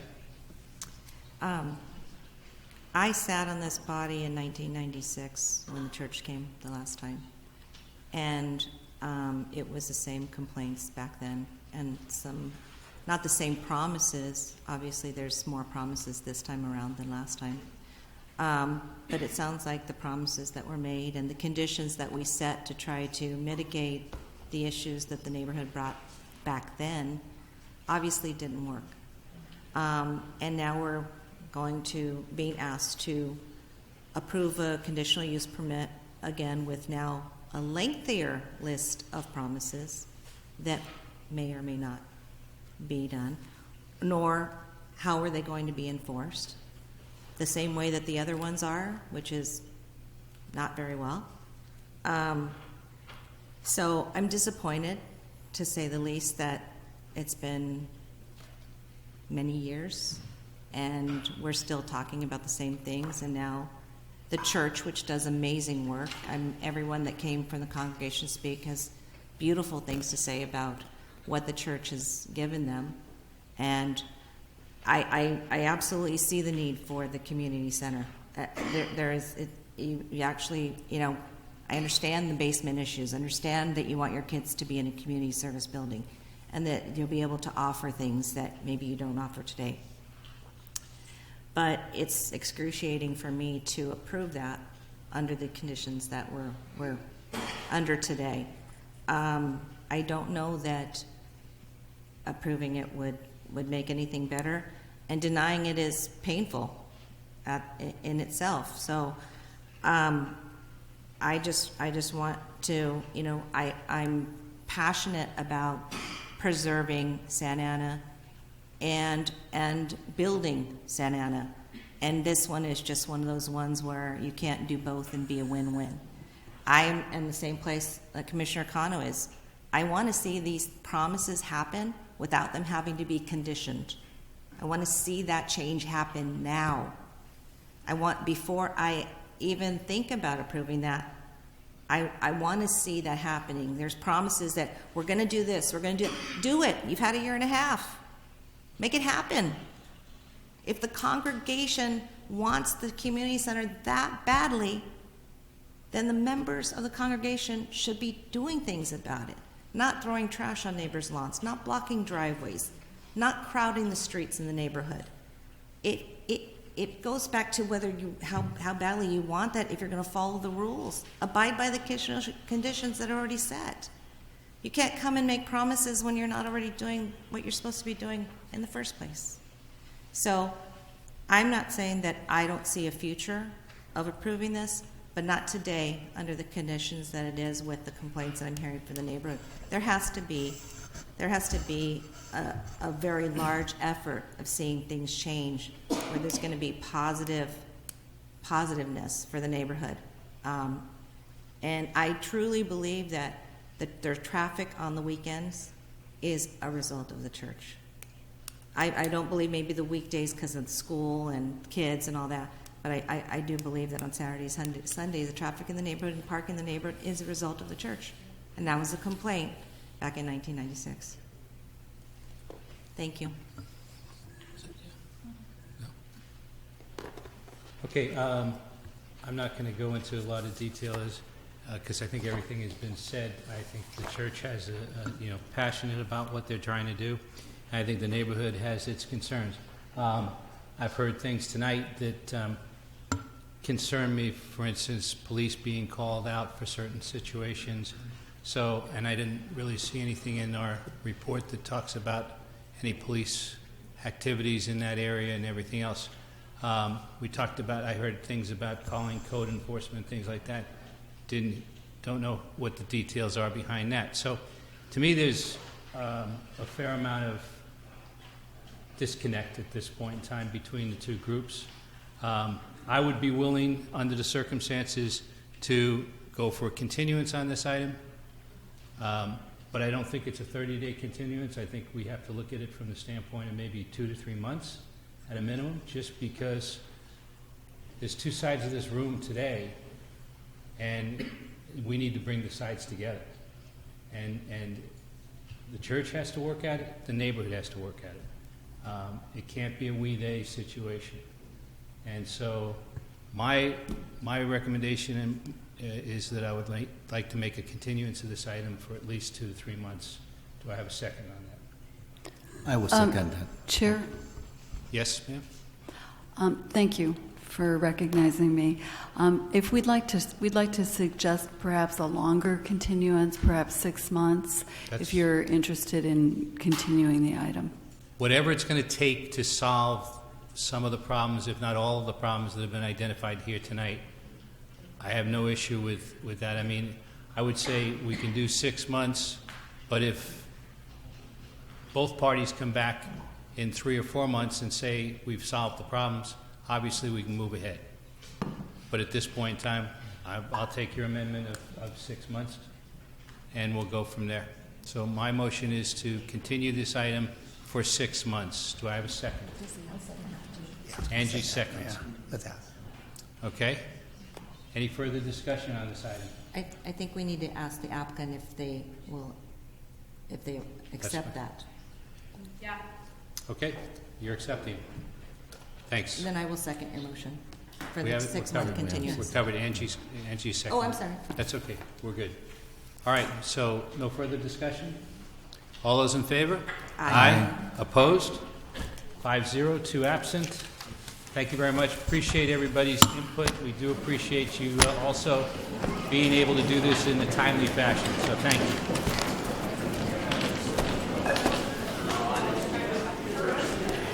No? We still have a little bit more to discuss. I think. Okay, let's move on to staff comments. Yes, Mr. Chairman. Staff passed out a memo from us to the Commission for receive and file.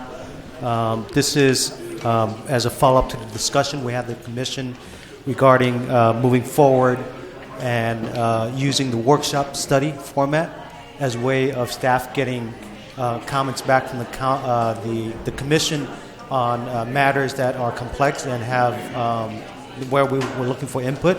So rather than having the ad hoc committee process, in our discussion from this point forward on any of those issues, we will bring and agenda as a work study, and that way we'll give an opportunity for transparency as well as getting comments from the full commission. Yeah. So let me just. So what you're proposing, Min, is what was discussed earlier about we have 2 committees today or subcommittees today, and the idea would be to disband those 2 subcommittees and then use a work study session as that same intent. So you would have a policy/design review as a work study program instead of, and this is what we talked about a couple months ago. So I'm in favor of that. Cynthia? And just to confirm, it would be an opportunity for us to give suggestions and then bring it back. Just same thing, but the whole commission. Absolutely. Right. Okay. Instead of having 2 or 3 commissioners on each committee, which we've had one that's got 2 and one that's got 3, so let's do it as a group. So that's good. I'm for that. All right. Any other staff comments at this point in time? Can I ask a question about the study sessions? So will the study sessions be in addition to the Planning Commission meetings or in lieu? What we would be doing is that we would tack on an item to a meeting like a standard regular meeting. So it would be before the public hearing process take place. So would we have to? It won't be additional meetings that you have to go to. Will we have to come in earlier though? No, it will be a part of the meeting process. Perfect. I'm good. That's the intent. Okay. Okay. Any other staff comments at this point? All right. We'll start with you, Ken. Well, I guess next week sometime on February 4th, the Vietnamese and Chinese community in Orange County, especially in Santa Ana, will celebrate what we call Tet. T-E-T. It's mean the Lunar New Year celebration. Most people don't know that the Little Saigon, the largest Vietnamese community outside Vietnam, but start in Santa Ana. Started in Santa Ana in 1976. That's where it all started, on the corner of First Street and Towson. Because of the parking problems and lack of space to grow, and the city of Westminster came in, romance our community, and invite them to move over on both sides of West to today. So next week, actually, this weekend, if you can go throughout, both you can see the flower market, the TED Festival, TED Parade. Our council member will participate in the TED Festival on February 9th. And also, you on the Tuesday evening, you may hear a lot of firecracker ignite over the setup throughout the city. Not by the church. I know, but all permitted. All permitted. Stay away from Little Texas. Okay? That's right. Most of the at the temple, local temple. Another thing that we may not aware of, our city have the largest Vietnamese Buddhist temple in the world, within the city. No other city have that many Vietnamese Buddhist temple in Santa Ana. So you can hear a lot on Tuesday evening. You can probably have firecracker around, but all that permitted with fire department and everything else. And also the celebration continue from the February the 5th all the way to February 9th. That's the mark the Lunar New Year of the hawk. Most people say, "Oh, Year of the Pig." Vietnamese culture, we don't call anything a pig. We call it a hawk. Anyway, thank you so much. Thank you, Ken. Angie?